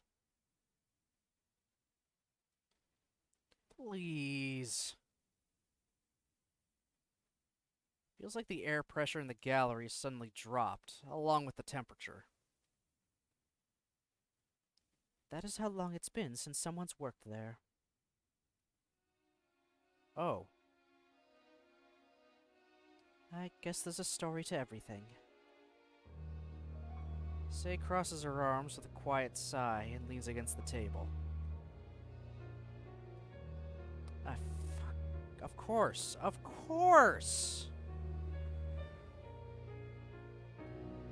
The atelier belonged to my husband. He was an artist too. He lived up there. Well, we both lived up there for some time after we got married. We actually met through him, as a matter of fact. That's right. Anyway, we were young and foolish, or at least I was. We were studying art at the same school. Art history for me, painting for him. And as he just said, this is about the time I met your teacher. Anyway, I fell madly in love with this person. Or maybe with his art. He was brilliant. His genius shone so brightly whenever he put a brush to canvas. Her voice takes on an almost reverent sort of tone as she reminisces about her husband. I look at her hands and notice that she's not wearing a wedding band. And on top of that, she keeps speaking in the past tense. He really was the kind of artist who would make history books. One with a direct line to God. That's what I thought anyway. Silly, isn't it? I think we all knew he was something back then. Something else back then. Even the teachers.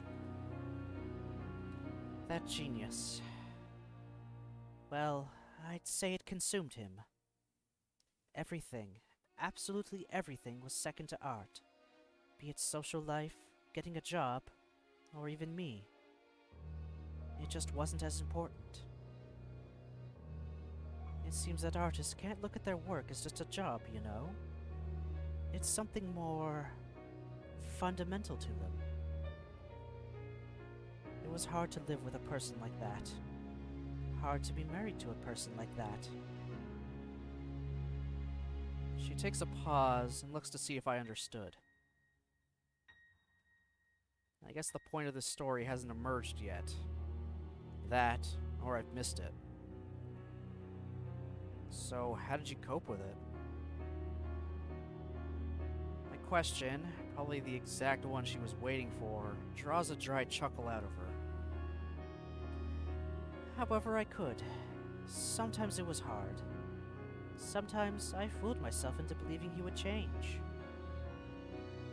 I pursued my own things too, so it was easy just to let him be. It's not like you can stop an artist from painting if he wants to paint. Plus, being with an artist is fascinating. I can't say that I hated it. Art schools are full of all sorts of posers and pretentious schmucks. But true artists are lovely people in general. I think that's why your teacher has taken such a shine to our little kitten. Ugh.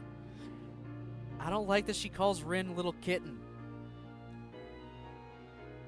Ugh. She really has the markings of an artist, and a good one at that. She wants to paint. She must paint. Quite so. She's the best student I've ever had. She's not the teacher, she's just the owner of the gallery. Remember, Nomia's the teacher. She's just the gallery owner that's letting her use her space. Yeah, so this is like a total stranger that's literally right out of the fucking gate called her little kitten. Ugh, ugh. And again, Nomia's just as bad.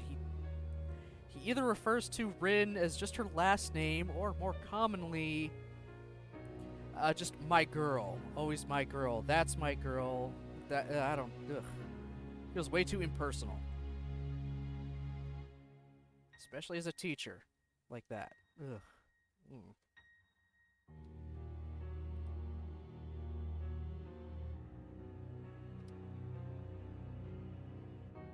It's just about her finding her own way now. Maybe that's why I wanted to give her this chance. If she goes to an art school, it'll be good for her. Artistic expression is about finding one's own place to be, your own limits, and then working with that. To expand them, to break them, whatever works best. But you have to know the limits of what you can do. Anyway, long story short, my husband was a person without these kinds of limits, a unique individual. But a human being can't endure a thing like that. He died young. After he was gone, I couldn't stand the atelier anymore and tried to forget it. That kind of thing happens. You could say that his flame was bright, but brief. Her story comes to an abrupt end, but it doesn't seem like she's going to go any further. Nomiya toys with the invitation cards laying on the table, as if doing something just for the sake of doing it. But what if Rin is like your husband too? What if she's a person who has unlimited potential? Say's hand twitches, and I see once more that sad look welling up in her eyes. It's the look she gets when she watches Rin. The look by which she remembers her husband. I doubt it. Say stands up and digs in the pocket of her jacket for a cigarette and a lighter. Her hands are shaking. I'm going out for a smoke. Wordlessly, Nomi and I both decide to follow her after a moment. It's already dark outside. Say is standing with her back to us, taking sharp, occasional drags on her cigarette. Its weak amber glow illuminates her face, framing her sharp jawline. Maybe it's best to call it a night. I can give you a lift back to school if you want, Nakai. You're not going anywhere, Shinichi. I need a drink. We're going to that place at the corner. Teacher looks at the old lady, and then shrugs at me apologetically. It's no problem. I'll just catch the bus back. I'm headed upstairs to see if Rin wants to come back to school with me anyway. I think she's been staying overnight here too often lately. Say locks the front door of the gallery and links arms with the old art teacher. I feel strange looking at them. I wonder what it feels like to have friends who've been with you for decades, or for most of your life. I can't imagine it. The two of them start making their way down the street towards the bar in the corner, so I quickly head upstairs to the atelier door, ready to get to what I originally came here for. I climb upstairs and enter carefully.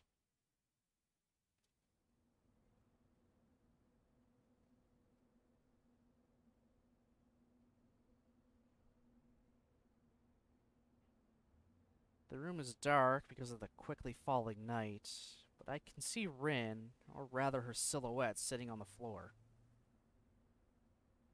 So she's got her inspiration back like Say said, and moved from easel to painting on the floor.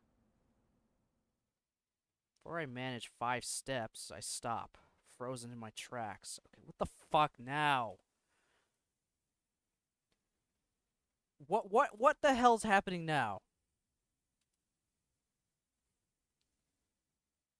The ironic realization that human cognitive ability is commendable echoes through my mind. What the fuck?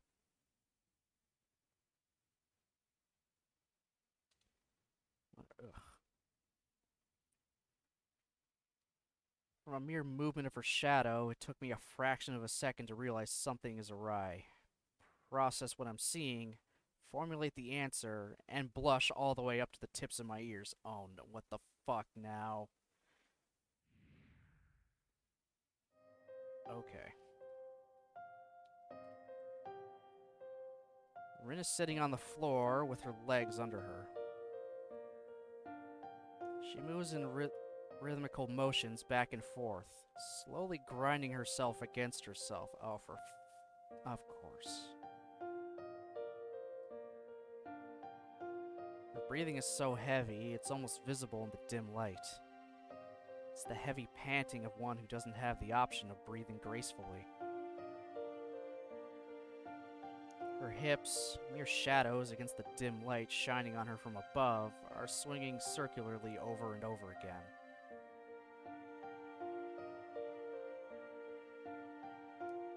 She hasn't noticed me, so engrossed she is in her activity. The deadlock solves itself before I get a chance to think what to do next. Something in the atmosphere of the room changes. A little thing, not consciously noticeable, but it changes. Perhaps a timid current from the open door, or a minute change in air pressure. The sound of my breathing, even though I notice I haven't taken a breath for many, many seconds. The aura of my presence. That something catches Rin's senses. She stops moving, freezes, and slowly turns to the door. I'm gonna make sure. As always, okay. I don't need another random thing out of nowhere. I imagine, not see, the horror on her face, like a fawn's eyes staring at a hunter. I wonder if Rin can see my expression, but at least she doesn't have the strength or the spirit to look straight in my eyes. So, she droops her chin against her chest, letting her mess of hair hide her face from me even further. I feel like I should either walk out or walk to her, but I can't do either.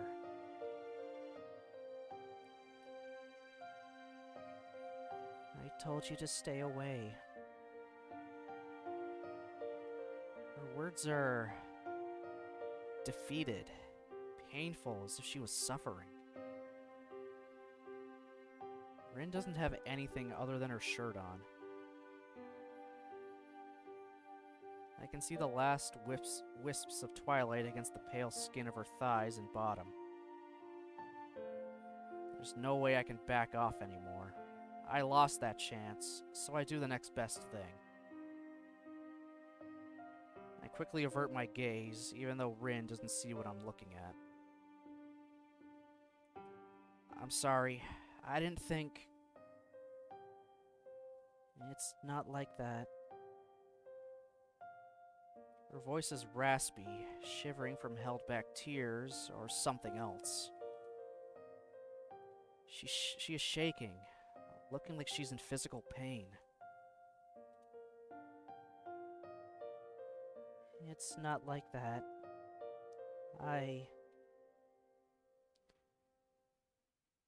Oh my god, not another one. Not another fucking massive stream of consciousness, single sentence bullshit.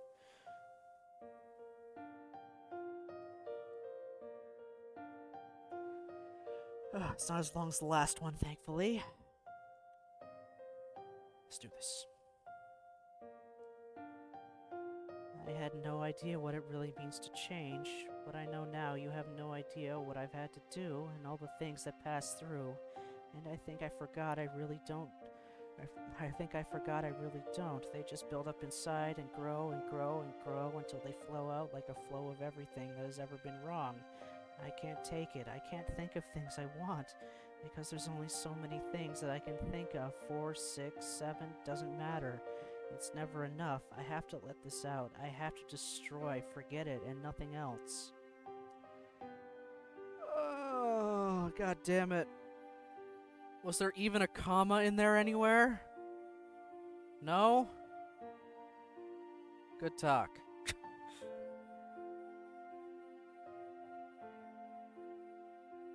Rin is mumbling her words into the air more than talking to me. It is the rambling, ranting, raving speech of a lunatic, even and steady in tone, but taking the form of a never-ending stream of words, almost simultaneously spawning from between her lips. It feels like she forgot it is me who's present, or that someone actually is present. Maybe she vaguely recognizes what is real and what is not. Maybe in her mind, I'm a voice inside her head. I look down at Rin's sorry figure, cowering on the floor with only the white shirt of her usual attire on. It neither preserves her modesty, that is gone, nor her body warmth, which she doesn't seem to care about. She looks more broken than I imagined a human person being capable of. And the hospital and school have given me some real perspective on that. I remember the hazy blue smoke and myself wondering what Rin would do for the sake of art. The realization that Rin really is always serious hits me with its entire weight.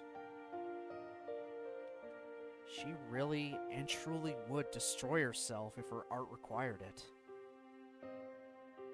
I thought she was so silly with her strange ways, talking about personal change as if it was something sudden and concrete, like waking up. I had no idea. This is her, laid bare in front of my eyes in all possible meanings of the word. Complete isolation here in the top floor of this building, in this room, in her mind. Day after day, working on her paintings with no heed paid to anything else. Breaking herself to reach what she wishes to reach. This obscene act that she does for reasons I'm not sure she herself understands. Why does she have to do this? I'm trying to connect the pieces, but I don't understand. I feel sad, scared, excited, disgusted, worried, and a number of emotions I can't remember the name of now. I feel conflicted. I should go. I'm really sorry. It doesn't matter. My voice is dry and quiet, like sandpaper coming out of my throat. I really am sorry. Sorry for seeing this. I don't want to see Rin like this.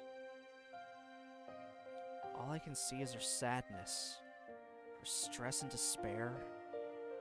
Is this what a limit means? How could Sei and Nomiya let Rin go this far? Or is it me who is to blame?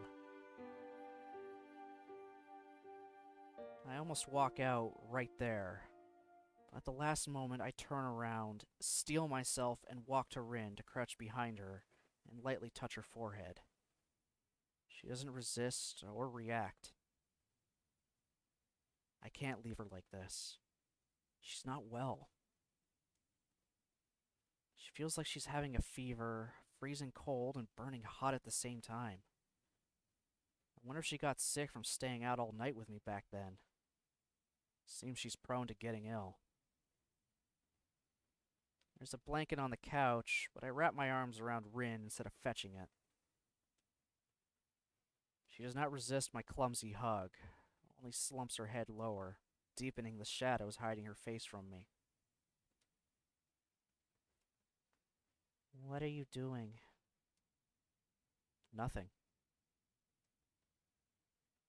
I'm not embracing her out of love, nor out of forgiveness. For am I in love, or is she sorry? I just want to hug her. For a moment, the only sound in the room is her heavy breathing. My body warmth, shared between two people, is barely enough, but slowly, painfully slowly, it spreads from me to her. The small warmth returning to Rin makes me more conscious of her body against mine. Even in the darkness, I can feel the fleeting scent of Rin's hair, the sweat on her skin, the dried paint stuck in her shirt. I feel the hardness of her bones and the softness of her flesh. Her heartbeats echoing mine, out of rhythm just like always. The hot blood rushing inside me reminds me why I said what I said back then, why I came here even after that, why I'm here again tonight again. Why I'm hugging her now to keep her safe against the cold and the sadness. Rin has really grown on me inside my heart, claiming a small part of it as her own without even practically trying. Rin. Even if she wanted to push me away, I can't help this feeling. Are you alright, Rin? I'm not. I think I broke. I painted. I painted some really good things. Incredible. But it hurt me. I can't handle this. Her voice cuts out, as there are no more words for her to say. It's not an angry voice, nor a sad voice. It is a lifeless voice. I pet her head and shoulders, the physical equivalent of saying, there. It's not like I could reassure her with the sweet nothings that people are supposed to say in this kind of situation. I'm not sure if she would even listen or be reassured. She didn't react much to my embrace either, as if she didn't care. Maybe she doesn't. At least she doesn't care if she looks sad or not. There are no facades, no attempts to explain herself, no faux happiness. Rin is honest. Isao. What is it? You're my friend, right? Right. Will you do me a favor? I can't fix this, but I'm not finished yet. Her dry voice is a mere whisper, but the strength, her last, is in it, delivering her meaning much more clearly than her words. I can feel Rin's heart beating against my chest like a scared little bird.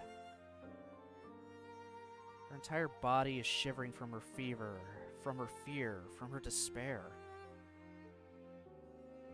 My brain is fast becoming overloaded with a myriad of thoughts this encounter spawned, but I have to push them all aside. I snuggle my nose against her earlobe, which is soft and cold, and her hair, which smells good and tickles me. Alright, I'll do it. I whisper in her ear reassuringly, trying to make her calm down. It works at least halfway, as Rin closes her eyes and leans against me, as if searching comfort from my warmth. But this is not something that friends should do. Friends with benefits, bro.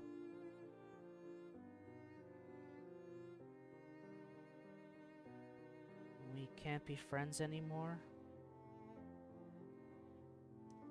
It's fine. Don't worry about it. Just relax. Even though I said that, I'm on the verge of breaking myself. If I wasn't so nervous, I would laugh at my own nervousness. She wants to be comforted, and I want to comfort her. But in this way... I move my hand lower, touching the naked skin of her stomach, caressing Rin with my hand.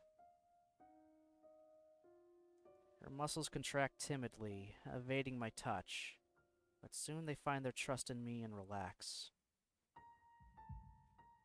H scene.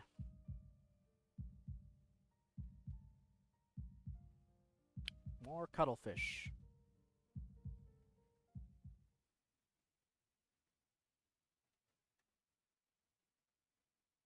Rin gasps for breath like she's drowning, returning to reality because she has no other choice.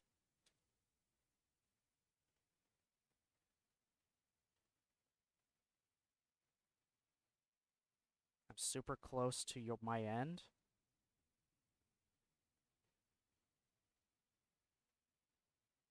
Oh, yeah, I know. Yeah, I'm getting pretty damn close. Yep. Her entire body is still in the throes of the slowly dying moment. Pearls of sweat are glistening on her forehead. I'm feeling my own heat inside of me, but now the spur of the moment is gone, and I don't know what to say to Rin, who is panting, hot and ecstatic in my arms. Her shirt, wet with sweat, is glued to her back, revealing hints of her shoulder blades and waistline. She feels limp, weak, exhausted. I reach out for the blanket and wrap it around her and me. Rin doesn't resist me. She's drained of all strength. What will happen now? I don't know. Nothing, I suppose. You look tired. I am tired. It feels strange. Like I lost something. I mean, something else than my marital purity.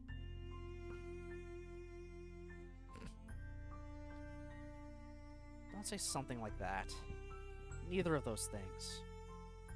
I don't want to lose you.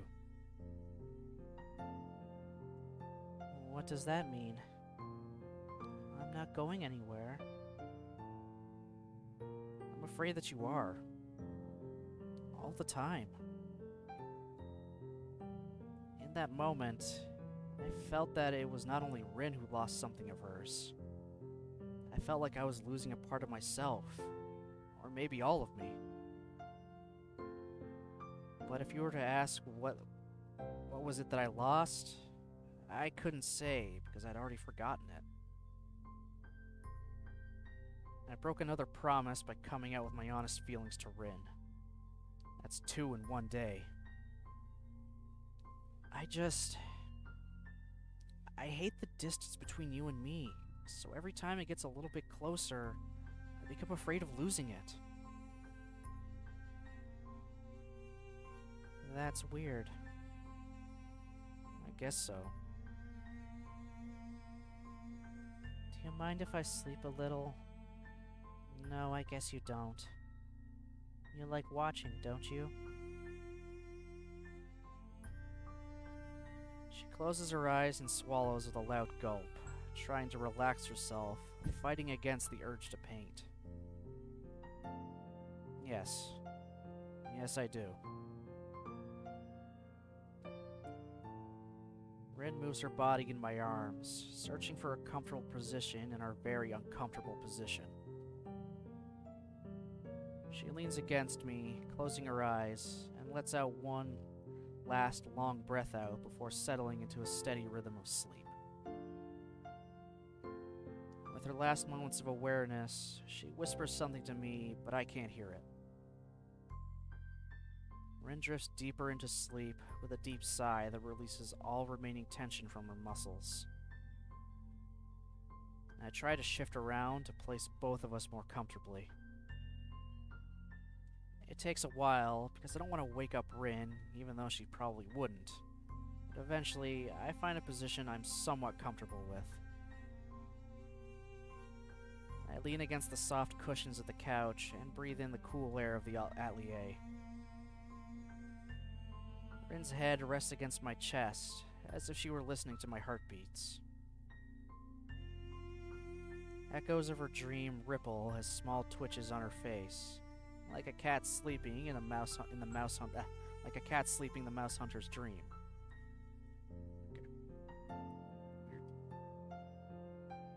The full moon, shining her pale light upon us from beyond the skylight, reflects from a black canvas standing forgotten on the easel.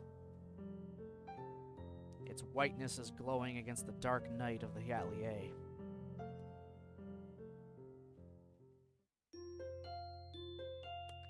Okay.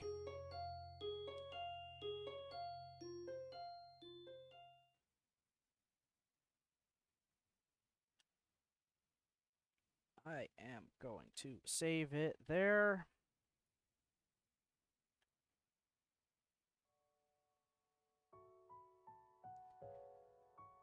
And I'm going to call that one for today.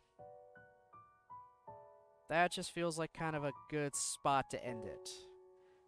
I'm definitely not done Act 3 yet, but, well, the next time we get to Katawa, we'll definitely finish off Act 3 of Rin's Route. And yeah, you're right, Rin. I mean, Jen. Why did I say Rin? Fuck! Sorry. Jen, you're right, Jen. We are, in fact, nearing the end.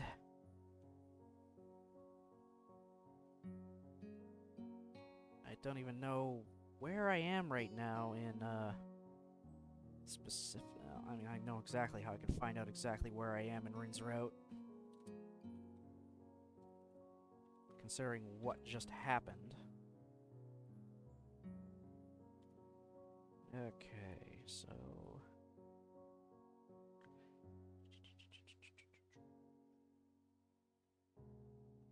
Oh.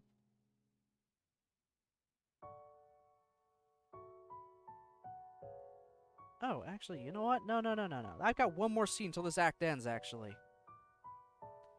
So, you know what? No, I'm loading that back up. No, I'm sorry. I am loading that back up and continuing, because I am nearly done Act 3 right now. So screw it, pushing through to finish it off. I didn't think I was that close.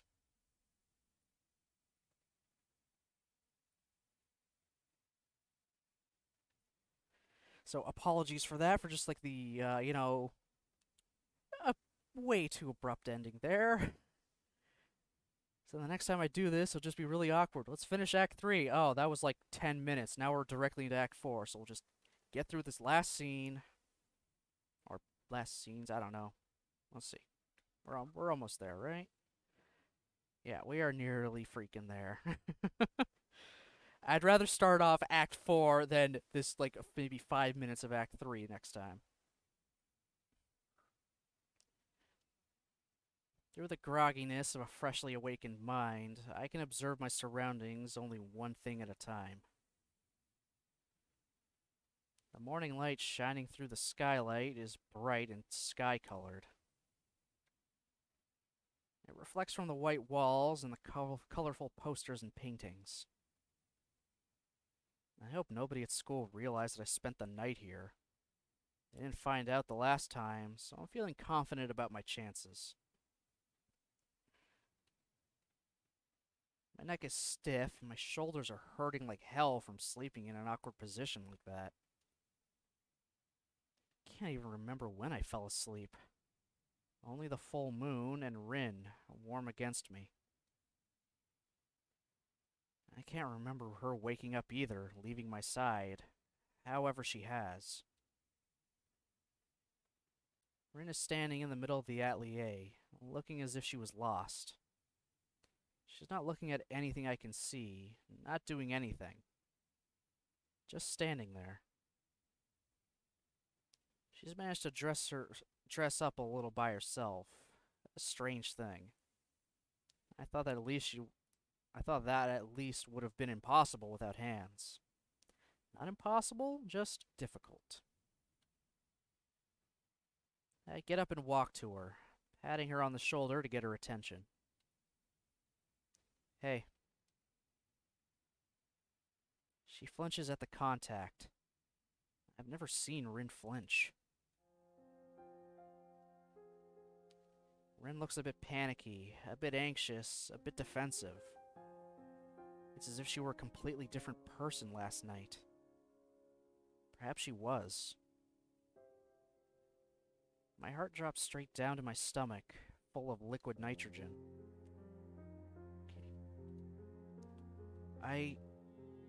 I'm sorta sorry. Why sorry? It wasn't very tactful of me. You know, last night. But isn't that the sort of thing something you want? Because you like me? So blunt. I'm completely baffled by Rin's approach to this.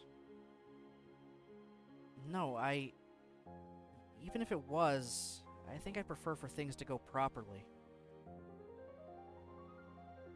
Rin cocks her head, looking like she has no idea what I'm talking about.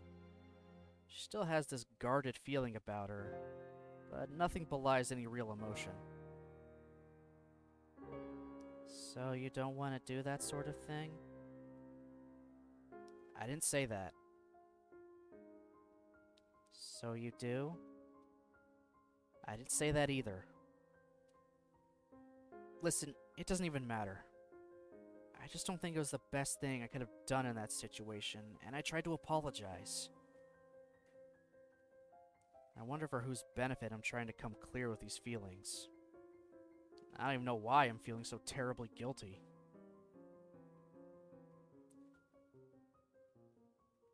Maybe. I don't think it was a very good idea either. Probably. It's like you said. We're not like that. We are friends. It was a bad idea. Maybe you should forget about it, and I will too. I'm really good at forgetting things, so it should be alright with me. I can't do that. Why? Because I like you, that's why. I told you shouldn't talk about that. I don't agree. Besides, you brought it up yourself before. I hold my hand up and pinch the bridge of my nose in frustration. I have no idea how to get Rin to understand. I hate that Rin can't clearly tell what she feels about anything. I hate that she's sending me these confusing signals, as if she's expecting me to read her mind. Do you hate me? She actually thinks about this for some time. I don't hate anything. I don't think I'm a hateful person. Then what am I to you? Help me understand. I try to sound as reasonable as I can, but I don't know if it'll help. Rationally thinking, this is the only way to get her to understand my point of view. Problem is, rationality never was a thing for Rin. doesn't restrict her like it restricts me. It's not her driving force. It doesn't make her behave like a normal person. I can't. The same answer. I feel so powerless. I feel frustrated. Why? I don't think you'd understand. I'm not sure if I do. Wow, 3 choices.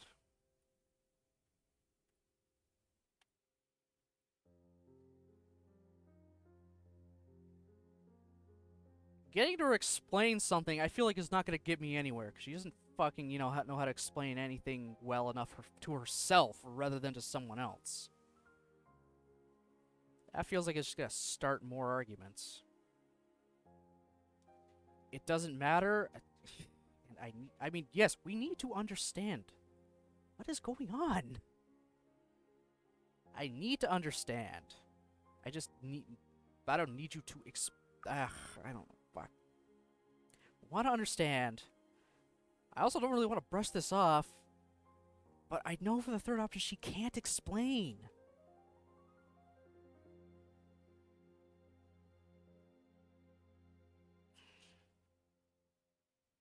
I'm just going to say I need to understand. That's what I'm going with. I need to understand why. I'm not going to give up, Rin's shoulders slump, and she frowns. I know. I do want to be there for you, but I can't do that unless I know how. Yeah, very frustrating.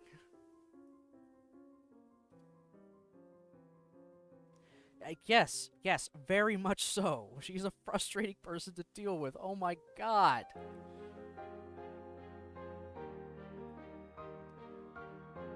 Just let me do this thing the way I want. That's all. Fine. I don't care. You want to change? You wanted to destroy yourself? You want this exhibition more than anything, right? Yes. Okay. Then do it. She doesn't respond, or even show acknowledgement of understanding. I'm grinding my teeth together, frustrated beyond anything I thought possible.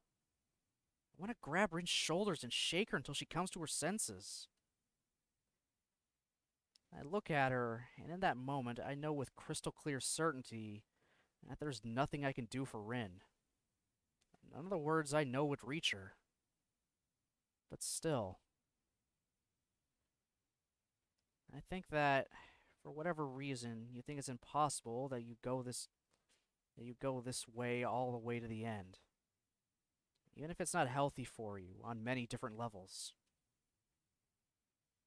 But I'll have nothing to do with it. I can't accept being treated like this and not understanding the reasons for it. I'm finished here. The full weight of what I said sinks in the silent distance between us. Rin doesn't show any reaction, nor even blinks her eyes. She just stares at or through me quietly. That's fine. Her voice is perfectly calm, emotionless, like an announcement that the 7:30 train will be 7 minutes late. With those words, Rin made her choice, and I made mine. If either of us secretly wanted to change our mind, it's too late for that. Did I just get a bad ending? I take a hard, long look at Rin, hoping that it conveys my feelings. Without knowing whether or not it does, I leave the atelier for the last time, feeling empty and anxious like so many times before.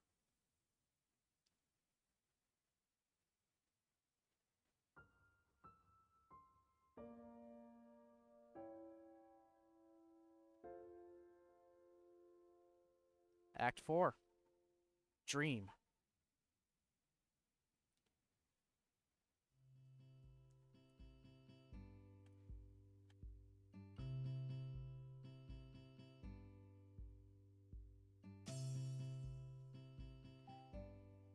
Okay, now I will stop there.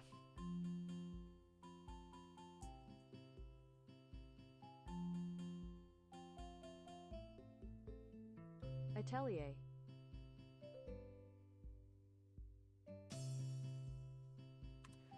Really? You gotta do this to me? Atelier. Fuck. I like how you bring this up now. Atelier, not atelier. Whatever. French word for art studio, basically. Atelier, yeah, atelier. I've been saying atelier this whole fucking time. Thanks. Thanks for waiting till the very end.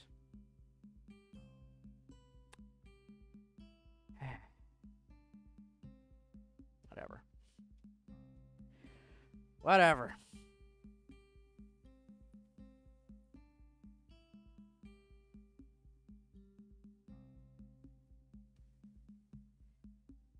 Okay. So, tomorrow, 10 o'clock, SD Gundam. Finally getting back into that. Finally, after so long. Get into more Iron-Blooded Orphans Gundam goodness. Tomorrow, I will have to end stream, like, pretty... I cannot go late, that stream.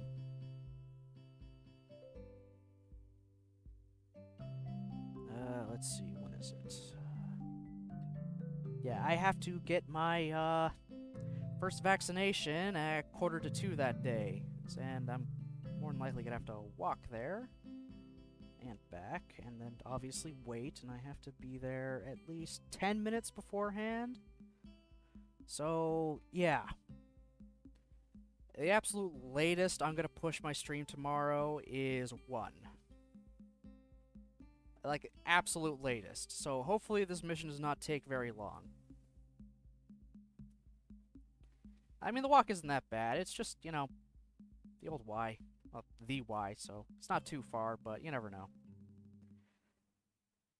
But I just cannot go late tomorrow, that's all. I can't go later than my usual.